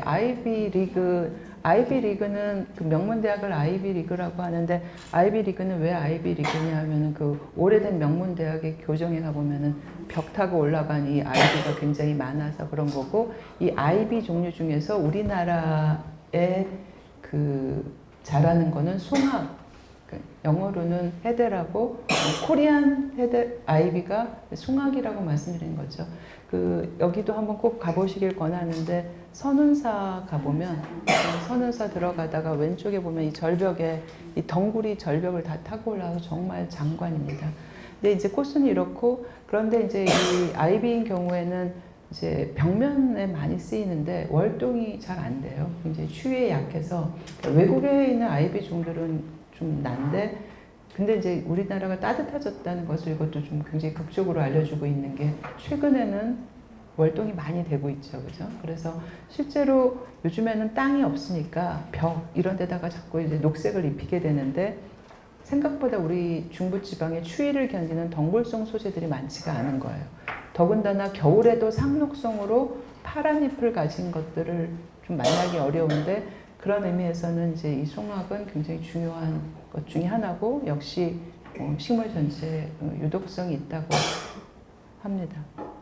그래서 원예적으로는 외국에서는 이렇게 여러 가지 무늬들을 만들어서 많은 품종들이 지금 만들어 있고, 그래서 이분이 활동이 서울만도 아니고 북한만도 아니고 전국을 섭렵하셨다는 게 단적으로 나타나는 게 그 당시까지만 해도 중부지방에서는 월동이 안 되는 거고 제주도나 이 남쪽에 하면 더 이렇게 많이 볼 수 있는 그런 식물 중에 하나니까 아, 도봉 선생님은 이제 전국을 묻으셨구나.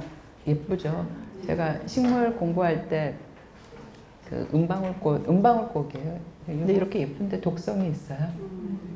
근데 향기가 은방울꽃은 꽃만 아름다운 게 아니고 향기가 말할 수도 없이 좋아서 그 유럽에는 우리나라 그 은방울꽃에 비해서는 약간 꽃이 큰 게 있는데 천국의 계단 이렇게 층층이 꽃이 올라가는데 그걸 보면 너무 좋아서 그런지 천국의 계단이라는 별명을 가진 아주 대표적인 우리나라의 야생화인데 역시 독성이 있습니다. 사실은 미네리아 제비과다 백합과도 백합과거든요. 대부분 독성이 있는데 뭐 원추리 같은 경우는 또 잘 먹는 거 보면 꼭 그런 건 아니긴 하지만 어쨌든 대부분은 그렇습니다. 얘가 정말 유명한 우리나라 독성의 가장 대표적인 독성 식물입니다. 이름이 천남성이에요. 첫남성인가 했는데 첫이 아니라 하늘 천자 써서 천남성입니다. 천남성은 우리나라에는 뭐 두루미 천남성, 전박이 천 종류가 굉장히 많고요. 정말 강력한 독성이 있어서 사약의 원료가 되는 것 중에서 우리가 보통 부자 얘기하잖아요.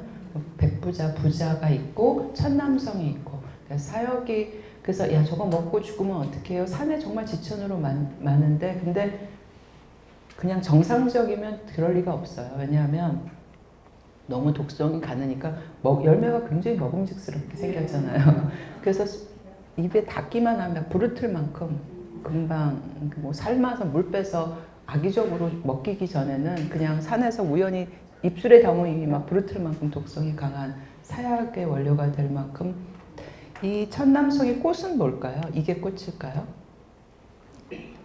꽃은 요 안에 있는 게 꽃대고요. 요 안에 꽃. 근데 이제 재밌는 거는 천남성은 그 우리 왜 성전환을 하는 식물로 사람들이 많이 얘기를 해요. 무슨 얘기냐면 천남성이 열매도 강렬하고 뭐 식물도 분위기도 좋고 그래서 정원에 가끔 심기도 하는데 어느 해에는 열매가 잘 열리고 어느 해에는 열매가 잘 안 열린다는 거예요. 우리가 항상 식물이 한 수 위라 그러는데 그거는 이유를 알고 보면 이 보통 꽃이 있으면 꽃을 싸고 있는 포라고 하고 요 안에 이제 방망이 같은 게 있어서 거기 꽃이 달리는데 한쪽 위에는 수꽃이 달리고 암꽃이 달리는데 영양 상태가 별로 안 좋으면 수꽃이 달려요. 그래서 그 해에는 열매가 안 열린대요.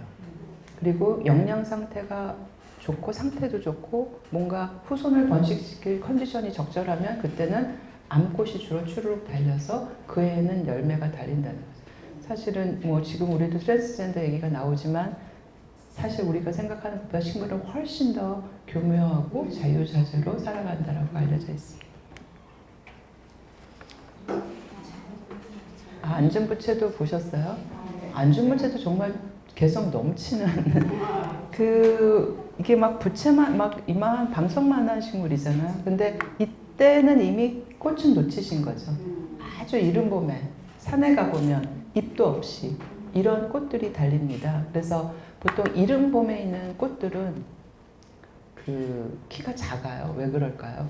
다른 나무들 잎 나고 풀 나기 전에 빨리 꽃 피워서 빨리 꽃가루 바지를 하자. 이게 전략인 거예요. 그래서 잎도 나기 전에 못도 나기 전에 3월이면 벌써 제일 먼저 산에 가서 꽃 피는 게 이런 거죠.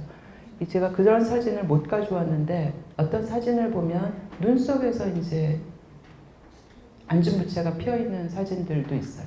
근데 누가 측정을 해보니까 반려를 한대요, 스스로. 그래서 주변의 온도가 다른 거예요. 그 바깥의 온도하고 식물 주변. 그래서 주변을, 아니 어떻게 아까 저 새싹들 삐죽삐죽 올라왔잖아요. 어떻게 저걸 놓을까? 스스로 이제 온도가 높아지면서 주변에 열을 놓으면서 땅을 녹이면서 올라오는 거죠. 또 이렇게 이른 봄에 남들보다 열심히 하는 애들은 정말 부지런한 애들인데 얘네들은 그러니까 작년에 이렇게 나서 이제 잎이 나고 나면 이걸로 이제 뿌리의 양분을 쭉 축적하는 거죠. 안중부채 옮기는 거는 포기하셔야 돼요. 안중부채는 막 뿌리가 저게 10cm도 안 되는 꽃인데 사실은 이게 꽃이 아니라 꽃은 여기 꽃이고 요거는 꽃들을 싸고 있는 포라고 합니다.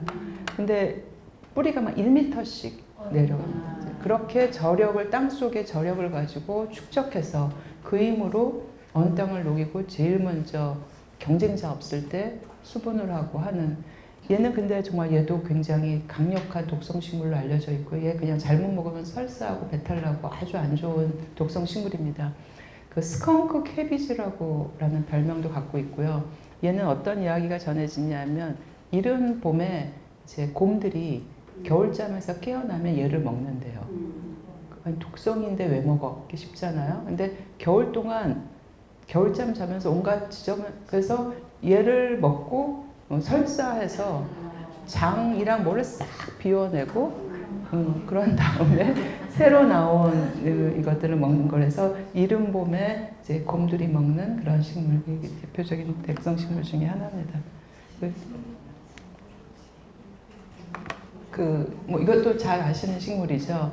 그 주목은 살아서 1000년, 죽어서 1000년. 그래서 우리나라에서 가장 오래 사는 나무 중에 하나고 주목이란 이름은 붉을 주자 써서 나무 속까지 다 붉은색이어서 정말 그 소백산의 주목군락에는 이렇게 아름들이 굉장히 많았는데 옛날에 막 통째로 바둑판만 우리나라 깊은 산 꼭대기 가면 이 큰 나무들 많이 있었는데 통째로 바둑판 만든다고 다 베어가고 해서 사실은 큰 나무 많이 남아있지 않죠. 근데 이제 아마 기억나시겠지만 그 주목도 독성 있는 걸로 알려져 있어서 열매가 이렇게 열려서 굉장히 먹음직스러운데 비자 열매도 먹잖아요. 비자 열매는 회충약으로 옛날에 많이 먹었고요. 옛날에 뭐 백양사라든지 사찰 옆에 비자림이 많은 이유는 백성들을 스님들이 회충이나 이런 걸로 구제하기 위해서 나무를 심어서 일정하게 나누니까 그것도 회충약도 알고 보면 독성이 있으니까 회충약이 될 거고 비자의 열매와 그 주목의 열매 결정적으로 다른 거는 비자는 이 열매가 완전히 씨앗을 싸고 있죠. 근데 주목은 한쪽이 뚫려요. 컵처럼. 이게 주목과 비자를 구별하실 수 있는 좋은 특징이기도 해요. 근데 이제 이 주목은 아주 비싼 나무이기도 해요. 워낙 더디자라고 지금 여기도 덕수궁에도 주목 저기 다 오래돼서 죽어가는 주목도 하나 있고 그렇더라고요. 근데 이제 이 비자나무 주목이 한동안도 완전 시끄러웠어요. 이 독성이 있다는 거는 암도 죽일 수 있다는 거잖아요. 그래서 이제 이게 항암제로 특히 굉장히 유명한 항암제로 이제 개발이 된 거예요. 근데 우리나라가 개발한 게 아니라 이제 미국에서 개발을 했는데 여기서 개발한 항암제는 어디였냐면 수피에 그 학명이 텍사스 커스피다타인데 텍사스의 주목 속에 있는 신약 성분이라서 텍솔이라는 얘기는 들어보셨죠? 텍솔이라는 신약이 항암제가 개발된 거예요.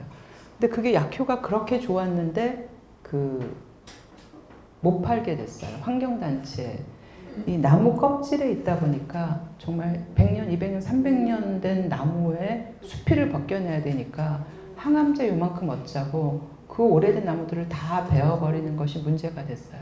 그래서 이제 정말 좋은 성분이 많은데 더 이상 하면 안 된다 이랬는데 우리나라에서 이것을 띄워놓고 개발을 하나 했어요. 우리나라에서 부위별로 다 조사를 해보니까 주목의 씨의 눈 껍질에 엄청난 그래서 그것을 배양으로 다 키우지 않고 그 부분을 계속 배양해서 텍솔을 개발하고 그래서 사실은 나무 하나는 2만 원, 묘목은 요즘에 주목값이 최악이에요.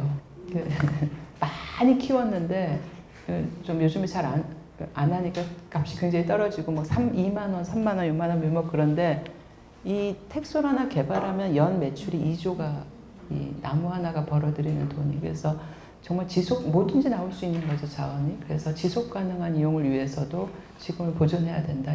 하여간 주목이 살았던 스토리는 많은데 요 세미라에 나오는 이제 요 식물들은 제가 보기엔 굉장히 아름다운 식물들입니다.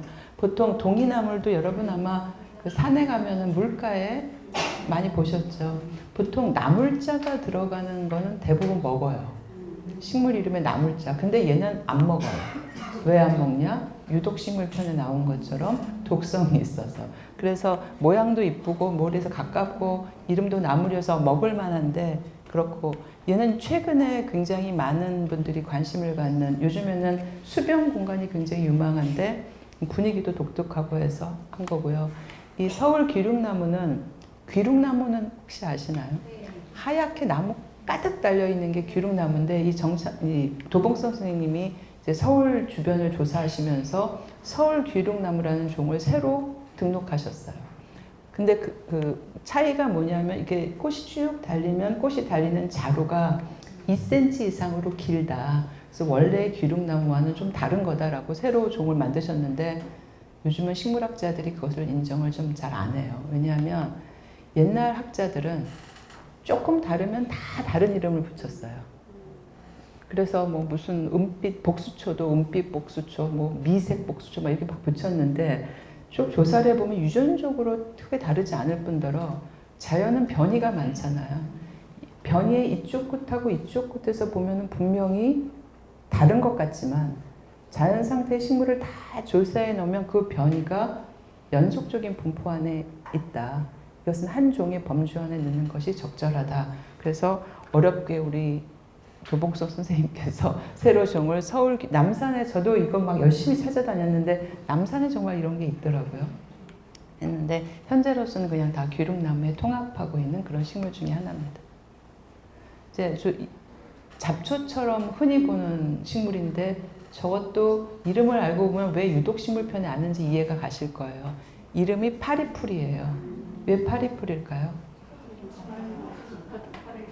네, 파리를 잡는 데 썼대요. 그래서 파리나 벌레가 있으니까 밥에다가 이 식물을 으깨서 같이 이렇게 으깨서 놓으면 파리나 벌레들이 그걸 먹고 죽는 거죠. 그래서 옛날에 이제 그런 벌레들을 없애는 약으로 써서 이름이 파리풀이 된 거예요. 그러니까 당연히 독성식물편에 나올 만한 거죠. 이쪽 것이 이따가 나중에 보시라고 하는 세미라로 그려진 것들이고 한번 비교해 보시면 잘 아실 것 같아요. 저는 이제 이 유독식물 중에서 저로서는 미스테리가 이 찔레예요. 찔레는 여러분 혹시 시골에서 어르신 분들은 찔레꾸지라고 해서 찔레순 따먹으면 달짝달짝하고 굉장히 많이 먹었던 건데 그 독성이 있다고 하니까 약간 좀 물론 그 단오는 전에 먹으면 다 먹어도 되고 독성식물도 그러니까 어린 수는 원래 그런 얘기들 하세요. 나물 드실 때 저게 독초면 먹으면 어때? 이렇게 얘기를 검증하는데 단오전에 연할 때 먹으면 다 되고 또 우려서 먹으면 또 되고 뭐 이런 얘기들도 있고 나무를 하나만 뜯어 먹으면 굉장히 독이 될 확률이 많지만 독이 되는 것도 여러 나무를 뜯어 섞어 먹으면 괜찮다 뭐 이런 말씀도 하지만 믿고 그렇게 드시지는 마세요. 근데 어쨌든 찔레는 이게 왜 그랬을까 하는 그런 의아심이 들지만 어쨌든 유독식물편에 나오고 있고요. 찔레는 어떻게 이해하시면 되냐면요. 우리나라의 드레핀 장미. 그러니까 장미가 로사 속이잖아요. 이게 찔레가 로사 멀티플로라는 그러니까 장미와 같은 집안. 그래서 우리가 보는 수많은 장미들은 로사 속에 속하는 수많은 종류들을 서로 교잡하고 지금 시중에 나와 있는 장미들은 부모가 누군지 알 방법도 없어요. 하도 교잡하고 또 하고 방사선 쏘여서 돌연변이 만들어내고 막 이래서 지금의 쟤네 원래 조상은 누구였을까를 찾아낼 방법도 별로 없는데 우리나라의 야생의 장미라고 하면 이 찔레 또 해당화도 같은 로사속입니다. 저희 어머니는 이 찔레 향수를 꼭 이 향수 찾으시는데 그 장미향 정말 나고요. 옛날 기록을 보면 옛날 처녀들은 이 화장품이 없잖아요. 아침에 일찍 나가면 장미 꽃잎에 이슬을 모아서 화장수로 썼다. 네, 향기롭고. 이거는 분명히 순할 것 같은데 어쨌든 이제 독성편에 나온 이야기고. 이제 여기 등장하는 식물 중에서 개원나무와 북나무가 있어요. 근데 우리는 보통 개온나무, 북나무, 온나무를 같이 비교하는데 저 유독식물 세밀화에는 북나무는 빠져 있더라고요. 그래서 자생식물만 넣어서 그랬을까? 우리가 개온나무나 북나무보다 온나무를 더 잘 아시잖아요. 근데 온나무는 자생식물이 아니에요. 그 오칠을 하기 위해서 액을 뽑으려고 다 조림한 나무들이에요. 살림에. 그리고 산에서 그냥 야생으로 나는 것은 개온나무거나 북나무. 생긴 걸로 보면은 거의 비슷해요. 근데 구별하시는 방법은 북나무는 여기 줄기에 아주 식물학, 세밀화 정말 잘 그리신 거죠. 식물학적 특징이 그대로 날려 있는 거죠.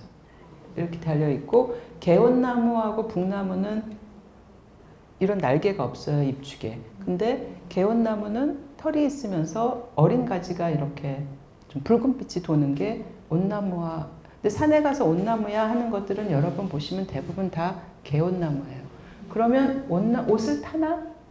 개온나무도 타기도 하고 안 타기도 해요. 그러니까는 민감하신 분은 개온나무를 만져도 옷을 타기도 하고 아주 저 같은 사람은 잘 안 타요. 개온나무 정도 갖고는. 그리고 개온나무의 수는 사실 요즘에 많이들 드시잖아요. 그 다음에 옷딱도 옷을 넣고 치료가 잘 되면서 독성도 있고 이게 북나무도 역시 이게 두들두들 우리 이러면 이게 온나무 다 그러는데 여기도 날개 보시면 날개가 있기 때문에 북나무죠. 북나무는 실제로 다른 것보다 오배자라고 많이 알려져 있어요.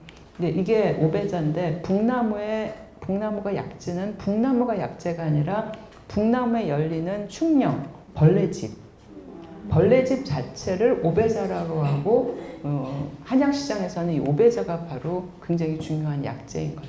그래서 산에 가시면 이제 북나무 자체는 약이기도 하고 사실은 왜 유독편을 먼저 했을까? 예를 들면 약용식물편을 먼저 해도 됐을 텐데 근데 약용은 일단 많으니까 곤란했을 텐데 독성은 독이 되기도 하지만 약이 되기도 하고 또 함부로 먹으면 위험할 수 있는 것들에 대한 경계일 수도 있지 않을까. 이건 제 생각입니다. 왜 조용식물 편에서 왜 도봉 선생님은 유독식물 편을 먼저 했을까를 생각해 보면 그런 이유가 있지 않을까 이런 생각을 해봤습니다.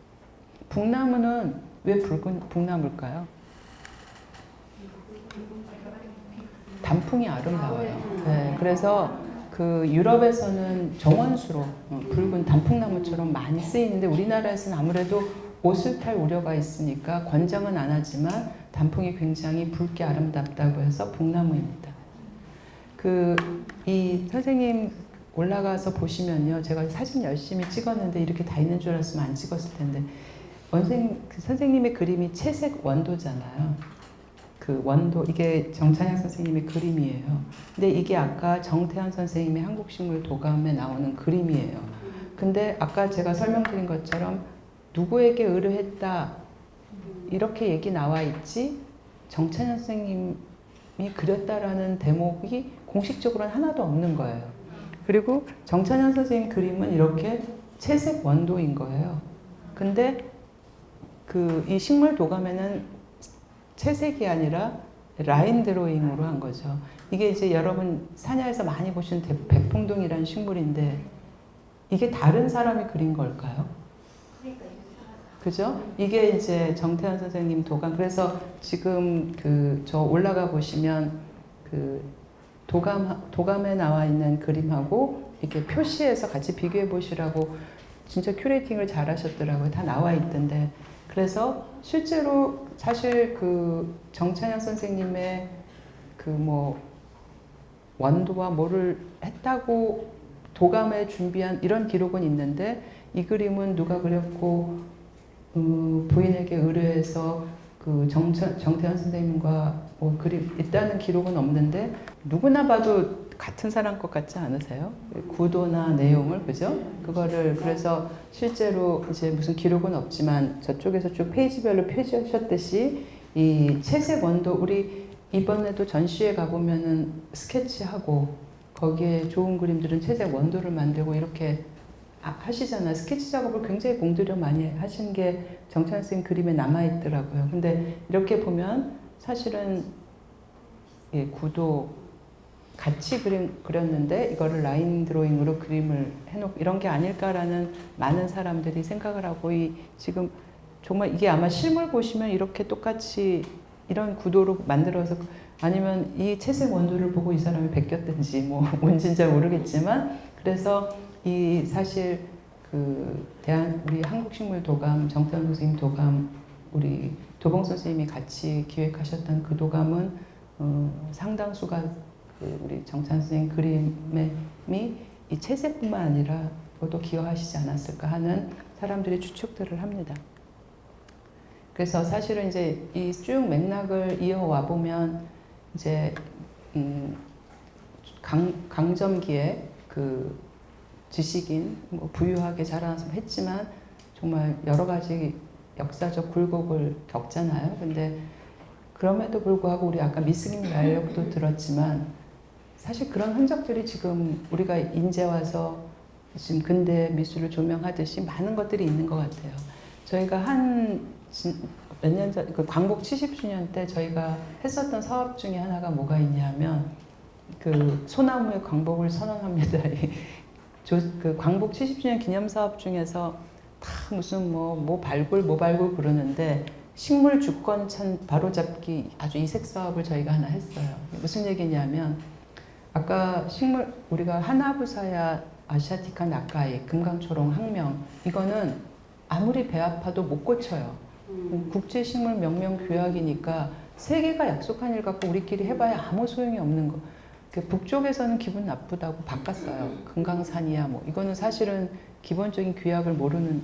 근데 바꿔도 되는 게 있어요. 아까 말씀드린 커먼 네임 영어 이름은 많이 불러서 익히면 되는 거예요. 영어 이름이 2개도 되고 3개도 되고. 그런데 우리나라 사람들이 가장 사랑하고 좋아하고 우리나라 민족의 나무라고 생각하는 소나무. 소나무의 영어 이름이 뭐였는지 아세요? 제페니스 레드파인이었어요. 소나무는 우리나라에서는 한라에서 백두까지 울릉도, 백령도까지 일본에서는 4개의 섬 중에서 위쪽 3개의 섬에만 물론 일본에도 소나무가 있어요. 분포의 중심으로 보면은 다 우리나라인 거죠. 근데 일본을 통해서 서양에 알려진 거예요. 그러니까 서양에서는 일본에서 온 숲이가 붉은 소나무 그래서 제페니스 레드파인이라고. 그래서 예를 들면 우리나라 역사나 스토리 문화재 이런 거 쓰려면 제페니스 레드파인은 코리안이 가장 사랑하는 코리안 민족의 나무 막 이렇게 얘기해야 되는 거죠. 근데 아까 말씀드린 것처럼 억울하다고만 하지 말고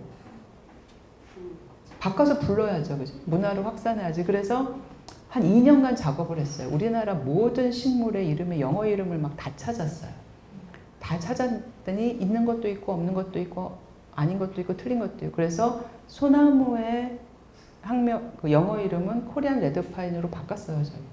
그리고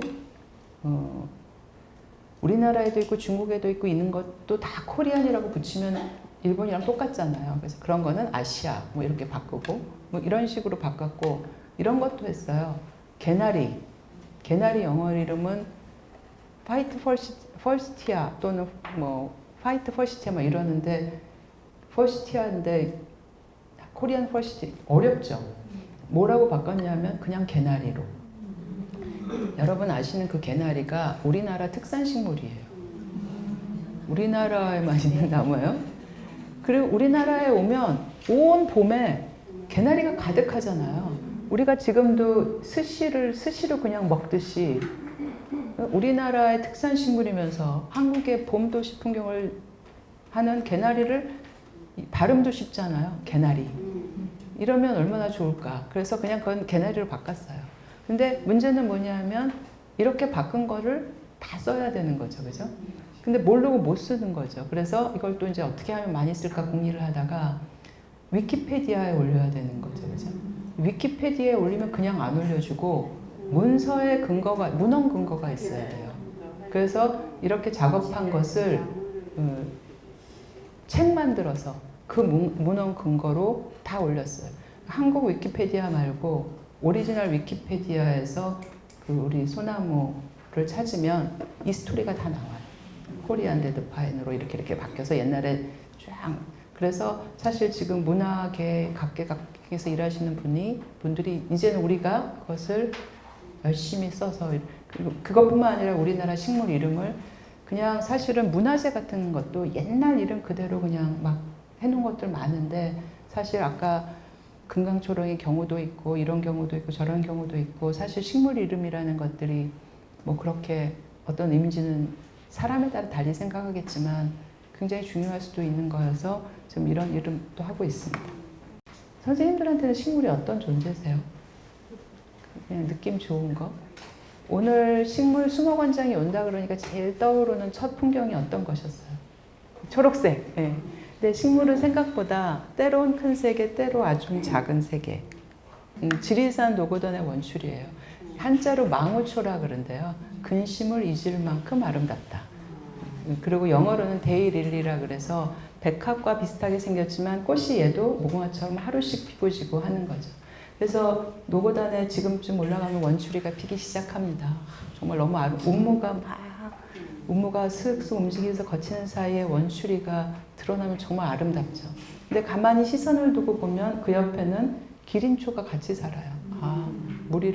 또 시선을 크게 두고 나면 이 백두대간의 줄거리를 능선이 이어지고 줄거리를 이어서 끝없이 이런 일들이 정말 시선을 이렇게 꽃 하나에 든 것부터 시선을 어디 두느냐까지 끝없이 이어지는 거죠. 이렇게 이어지는 것들은 저희가 요즘에 제가 저의 버킷리스트 중에 하나를 지금 하고 있는 중에 저희 프로젝트가 뭐가 있냐면 텐산이라고 하는 중앙아시아를 다 가로지르는 무슨 스탄 나라들 있잖아요. 그 가운데 있는 줄거리에 있는 산을 티엔산, 하늘천자를 쓰더라고요. 티엔산, 거기에는 왜 그거를 정말 제 버킷이었냐면 야생 튤립의 고향. 이게 천산에 우리가 튤립 예쁘게 자란 것만 보자. 이게 야생으로 이렇게 파, 마늘, 사과, 나무의 고향. 그래서 진짜 우리가 지금 있는 그것들의 진짜 야생, 얼마나 풍부하고 많은 야생의 자원들이 있는가 보고 싶고, 그것들을 정말 국가적으로, 지금 그 프로젝트를 지금 하고 있습니다. 스탄 나라들하고 같이 조사하고, 그쪽 사람들에게 도감 매년 한 권씩 나오고, 이 사람들이 이제 소련에서 분리되면서 좀 경제는 어렵고 하면서 굉장히 해서 진짜 존경받는 대한민국 만들려고 굉장히 애쓰고 있어요. 굉장히 호응이 좋아요. 근데 이렇게 튤립 보다 보면 그 먼 오지에 우리가 이렇게 흔히 보던 야생의 튤립이 있는 거고, 그런 것들은 우리 옆으로 와서 우리 오늘 정찬 선생님 그림 보듯이 그림으로 거듭나기도 하는 거죠. 얘는 뭘까요? 그러니까 시선을 어디 두냐에 대해서 끝없이 얘는 백일홍이에요. 백일홍 아셨어요? 이름은 아는데 처음 보는 것도 같다. 근데 백일홍은 국화과 식물이라 그래요. 국화과는 진화된 과라고 알려져 있어요. 근데 식물은 이제 꽃을 왜 이렇게 아름답게 만들까요? 그죠. 꽃가 곤충을 잘 불러서 꽃가루 바질, 그쵸. 아주 제일 중요한 요소인 거죠. 근데 이제 식물이 보니까 꽃 하나 만들어서 씨앗 하나만 주면 좀 효과가 떨어지잖아요. 그래서 꽃을 모읍니다. 그래서 식물 도감 보시면 아시겠지만 꽃차례, 화서 이런 것들이 다도 꽃들의 모임을 말하는 거예요. 근데 그 꽃들의 모임이 이제 식물 집안마다 다 다르죠. 근데 국화과는 이제 꽃들을 모임을 하는데 얘 분업과 협업을 합니다. 얘는 백일홍의 꽃 한 송이가 아니라 백일홍의 수백 송이에요. 여기 있는 거 하나하나가 다 꽃이고 여기 있는 거 하나하나가 다 꽃이에요. 그래서 꽃들이 모여서 협업과 분업을 해요.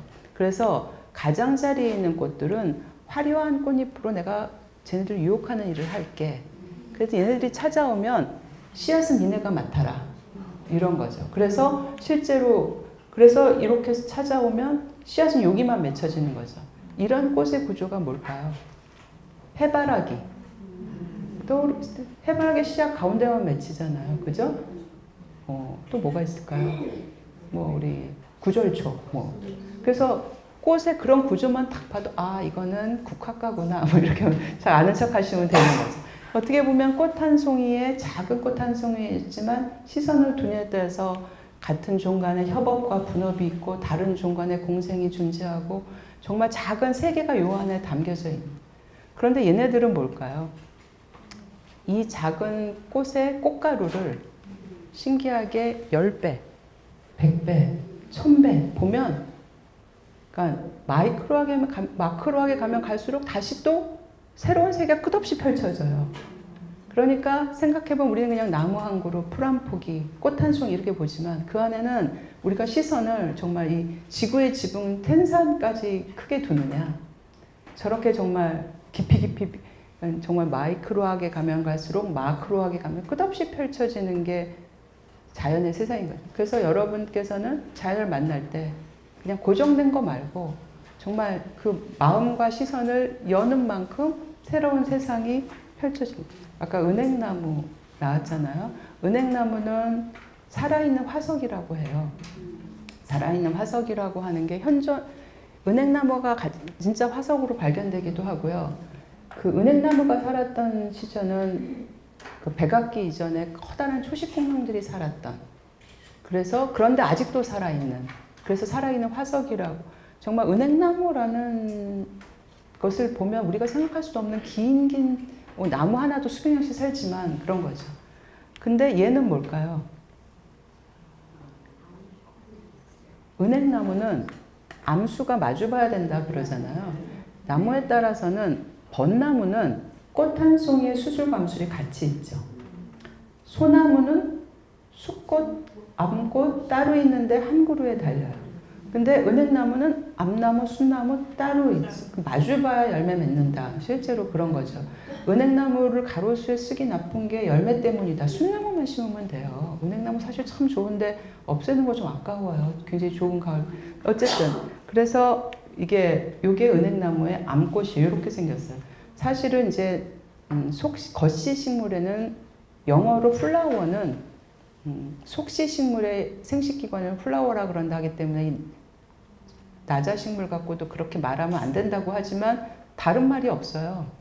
그럼 무슨 말로 해야 돼요? 그러면 웅성 배우채 이런 요즘 아니잖아요. 그래서 우리는 광희의 꽃이라고 생각하시면 될 것 같아요. 어쨌든 꽃의 역할을 하니까 어쨌든 이게 꽃이고 요게 숫꽃이에요. 왜 여름 봄 그때쯤 되면은 본네트 위에 송충이 같은 거 쫙 떨어져 있는 거 그게 다 은행나무의 숫꽃들인 거죠. 그래서 이 은행나무가 마주봐서 이 숫꽃의 꽃가루가 여기에 닿으면 아주 짧은 시간 동안 정충이 그러니까 식물성에서 동물성이 돼서 운동성을 가지고 슉슉슉 가서 여기 알세포에 가요. 그 찰나와도 같은 순간인 거죠. 그래서 씨앗이 맺고 열매 맺고, 은행은 왜 은행인지 아세요? 은빛 은자 살구 행자. 그래서 겉껍질은 살구 껍질 같고 속껍질은 은빛 난다 해서 은행이고, 그것도 벗겨서 이렇게 기름에 달달 볶으면 맥주 안주도 되고 뭐 이런 은행인 거죠. 그런데 이렇게 정말 오랜 영겁은 아니지만 아직 긴 세월을 살았던 은행나무지만 이것이 인연을 맺고 정말 찰나와도 같은 순간인 거죠. 그래서 한 나무에 다니는 시선이 정말 때로는 아주 길게, 때로는 그래서 여러분이 나무를 만날 때, 꽃을 만날 때 긴 호흡을 가지실 수도 있고 정말 어느 순간에 큰 감동을 받으실 수도 있고 그런 것 같아요.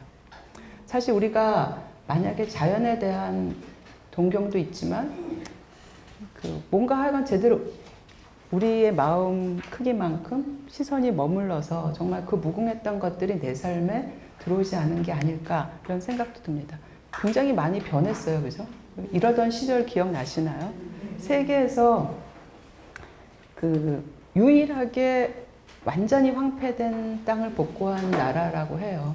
그리고 이건 정말 세계의 기적이라고 하고 후진국에서 제일 부러워하는 일 중에 하나예요. 그때 제가 약간 지금도 감동스러운 게 하나 있는데, 정치적인 논리 다 떠나서 이 국가적인 조림을 할 때 대통령이 한 연설을 하나 듣고 제가 깜짝 놀랐어요. 국토가 아름답지 않은 선진국을 본 적이 있는가? 정말 우리 잘 살려면 나무 심어야 된다. 근데 지금도 우리 돈 요만큼 갖고 배니 많이 하는데, 그래서 우리는 지금 이렇게 만든 거죠. 저기 인제 자작나무 숲은요, 뭐 목재 갖고 돈 안 버는데요. 뭐 목재가 있냐면 이럴 것도 없어요. 인재를 찾아오는 관광객 중에 수입 2위가 자작나무래요. 우리나라의 인제 자작나무 숲이 유명하잖아요. 인제 자작나무 숲이 그 인제 관광 수입 중에서 그러니까 몇십 년 전에 심어둔 자작나무 하나로 그렇게 가는 거죠. 저기 잘 사는 동네 성북동 상상 안 가시죠? 53년에 여기 저 윗동네가 이랬고요. 이게 이제 우리의 역사인 거죠. 이제 이렇게 우리 주변 환경은 너무 익숙해져서 모르지만 바뀌었는데 식물은 뭐세요? 건강에 좋으니까 나는 등산하는 게 취미야. 남자분들은 아니야. 등산하고 가서 먹는 막걸리가 내 인생의 즐거움이야. 뭐 이런. 뭐 그림 또 여기 여성분들께서는 꽂히면 다 좋아. 뭐 이렇게 사실 한번 여쭤볼까봐. 이게 이름 뭘까요? 오, 여기 확실히 고수세요. 세 개인데 다 어떻게 다를까요? 예, 맞습니다. 저기 안도현 선생님이 쓰신, 제가 하는 얘기가 아니고요. 안도현 선생님이 쓰신 무식한 놈이라는 시가 있어요. 쑥부쟁이와 구절초를 구별하지 못하는 너하고 이 들길 여태 걸어왔다니 나여 나는 지금부터 너하고 그럼 이분도 다른 사람 하는 게 아니라 자신을 하는 거죠. 네, 그러니까 야생에 우리가 들국화라고 하지만 들국화는 종류가 그러니까 드레핀 국화과 식물은 들국화인 거예요. 그죠? 사실은 요 노란 꽃 피는 게 삼국. 우리가 그 꽃주머니를 만들고 향낭이라고 해서 향수 대신에 옛날에는 꽃잎을 말려서 주머니를 찼대요. 그리고 국화차를 마시고 국화주를 담그는 건 이 산국이었죠. 그 다음에 그 보라색 꽃이 피는 건 쑥부쟁이고, 그 다음에 우리가 이 흰색이는 이게 구절초인 거죠. 이 정도 알고 계셔서 이 가을이 오고 있는 들필 알아봐서 이름 불러주실 수 있으면 좀 색깔이 달라지지 않을까요? 어떤 나무 알고 계세요? 뭐 선생님 오늘 일부러 오셨다. 선생님 많이 하시는 것 같더라 진짜. 10분 남았는데 이 정도 아세요? 목련이라고 하시면 확실하게 아세요? 얘는 뭘까요? 다르지 않으세요? 얘는 목련이 아니고요. 얘가 목련이에요. 얘는 목련이 아니고 백목련이에요. 근데 웃을 일이 아니에요. 아니 하얀 꽃 피면 백목련이가 아니라 백목련하고 목련은 종이 달라요. 종이 다르는 거는 같은 집안이지만 종이 오랑우탕하고 침팬지하고 사람하고 비슷해도 결혼 안 하잖아요. 종이 달라요. 그래서 같은 집안과 유사하지만 서로 다른 거죠. 그래서 개인적으로는 저도 백목련을 아주 좋아하고 그 북향화라 그래요. 꽃봉오리가 다 북쪽을 향합니다. 그래서 충절의 꽃이라고도 하고 그 다음에 생약 이름은 신이라 그래서 꽃봉오리가 코병의 특효약이라 그래요. 그래서 왜 봄에 막 비염 생기고 코 안 좋고 할 때 이 꽃봉오리 잘라서 주전자에 끓이면 향기가 쫙 퍼지면서 코가 시원해지고 뭐 정말 나무랄 데 없이 저도 굉장히 좋아하는 거지만 알 건 알아야 되는데 백목련은 우리나라 나무는 아니에요. 중국산이에요. 백목련 산에서 보셨어요? 다 심은 거죠. 이게 우리나라에서 자생하는 그냥 목련이에요. 근데 우리나라 그래 나는 좀 약간 목련 같은 백목련 같은데 뭔가 조금 일찍 피고 조금 색깔이 하얗고 잎이 가늘다 싶으면 목련일 거예요. 훨씬 강한 거네요. 강해요. 깨끗하고. 근데 나무 가게에 가서 목련 주세요. 그러면 뭘 줄까요? 다 백목련 줍니다. 그러면 진짜 목련을 사고 싶다 그러면 뭐라고 할까? 진짜 목련 주세요. 그래 못 알아듣고 고부시 주세요. 그래야 돼요. 주먹 같다라는 뜻의 일본 말이에요. 그러니까 우리가 봄에 피는 꽃나무 중에서 누구나 알고 있다라고 생각하는 목련도 지금 알고 보면 이게 우리의 현실인 거죠. 목련 집안의 고민이 또 하나 있어요. 얘는 흔히 삼목련이라고도 하고 식물 도감에는 한박꽃나무라고 하는데 다 목련 집안이에요. 보통 목련은 하얀 꽃이 먼저 피는데 얘는 잎이 나고 꽃이 피고 깊은 산에 가면 하얗게 이만한 주먹만한 꽃송이가 다섯이 고개 식혀 있으면 여기가 천상인가 보다 막 이러고 저도 그 식물 책에 막 칭찬을 엄청 해놨어요. 근데 지금은 그게 마음이 조마조마해요. 왜냐? 이게 북한의 국화래요. 옛날에 북한의 국화는 뭐 진달래하고 어쩌고 저쩌고 했는데 누구누구가 이게 뭐 너무 한박처럼 피고 아름답다 그래서 북한의 국화래요. 그래서 제가 무궁화 안 심고 한박 건너가 너무 좋아요 하면 얘 사상은 그쵸 뭐 식물의 사상은 없겠지만 약간 오해의 소지가 있는 거니까 어디 가서 말 못하겠어. 그러니까 생각해보면 우리가 잘 알고 있고 누구나 알고 있는 이 목련 집안의 이 세종 정말 정확하게 제대로 그러니까 우리는 어떻게 생각해보면 정말 대강 이러고 식물을 만났던 게 아닐까. 누가 그랬다 그래. 옛날에 이런 프로젝트가 있었대요. 워싱턴 포스트에서 이제 전철역에 이렇게 해서 이러고 서서 이제 바이올린 연주를 한 거예요. 출근길에 43분간 연주를 했는데 1000명이 넘게 지나갔는데 멈추고 서서 이 사람의 연주를 들은 사람은 27명이었고 그 돈을 놓고 간 건 32달러였대요. 그 다음날 아침에 워싱턴 포스트 신문에 이만하게 여러분이 어제 바쁘다고 이름이 Pearls Before Breakfast 아침 안 먹었다고 급하다고 아침 먹기 전에 막 지나갔던 그 사람이 그 유명한 세계적인 바이올리니스트 조슈아 벨이고 이 뭐 몇십억짜리 스트라디바리우스고 이 사람 연주를 여러분이 개인적으로 초청해서 들으려면 1분에 1000만 원 줘요. 네, 이런 사실은 제가 보기엔 자연도 똑같은 것 같아요. 아까 마크로 다 있지만 여러분들은 우리는 어떤 이유든 그냥 대강 그죠? 왔다 갔다. 그러니까 하나도 제대로 온전하게 우리한테 못 들어오는 게 아닐까. 이게 어느 계절일까요? 봄, 가을. 봄이에요. 우리가 아까 제가 말씀드린 새싹이 분홍색 아니 연두색이 아니라 다 다릅니다. 그래서 아까 광합성을 하는 6월이 오면 다 녹색이 되지만 봄이 오는 날 이런 숲에 마주 서서 여기에 개살구라도 화사하게 피면 바라만 봐도 그죠? 여러분이 예술 가셨다면 그림을 그리셨을 거고 화가였으면 문학과 새순의 색깔은 무엇일까? 뭐 누루죽죽, 붉으죽, 뭐 언어가 금방 생물 다양성이 중요하고 자연을 보존하고 아름다운 말이 필요 없는 거죠. 사실 이런 곳에 머무르고 서서 바라보는 시간을만 가지면 그이들은 저절로 되는 거라고 생각합니다. 가을도 마찬가지예요. 가을 단풍 빨간색 아니에요. 다 온갖 색깔이 다 있고요. 한 나무에 있어서도 빛깔이 다르고요. 가을이 가고 겨울이 오는 방향도 보여요. 단풍이 들어. 그죠? 이러한 것들을 그래서 사실 이게 무슨 수채화 같지만 저희 수목원 위에서 내려다본 사진 이런 색깔이 자연에 있는 거죠. 아까 은방울꽃 나왔잖아요. 얘는 뭘까요? 둥글레나 은방울꽃을 산에서 보려면 많은데 못 보시는 거예요. 아까 쪽돌이풀처럼 막 걸어가면 둥글레 못 보세요. 멈추고 서서 쭈그리고 앉아서 이렇게 휘어진 줄기를 이렇게 들어보면 거기에 정말 조랑조랑조랑 세상에 순결한 정말 이쁘구나. 그때 비로소 느껴지는 은방울꽃도요. 이파리가 넓어서 겉에서 안 보여요.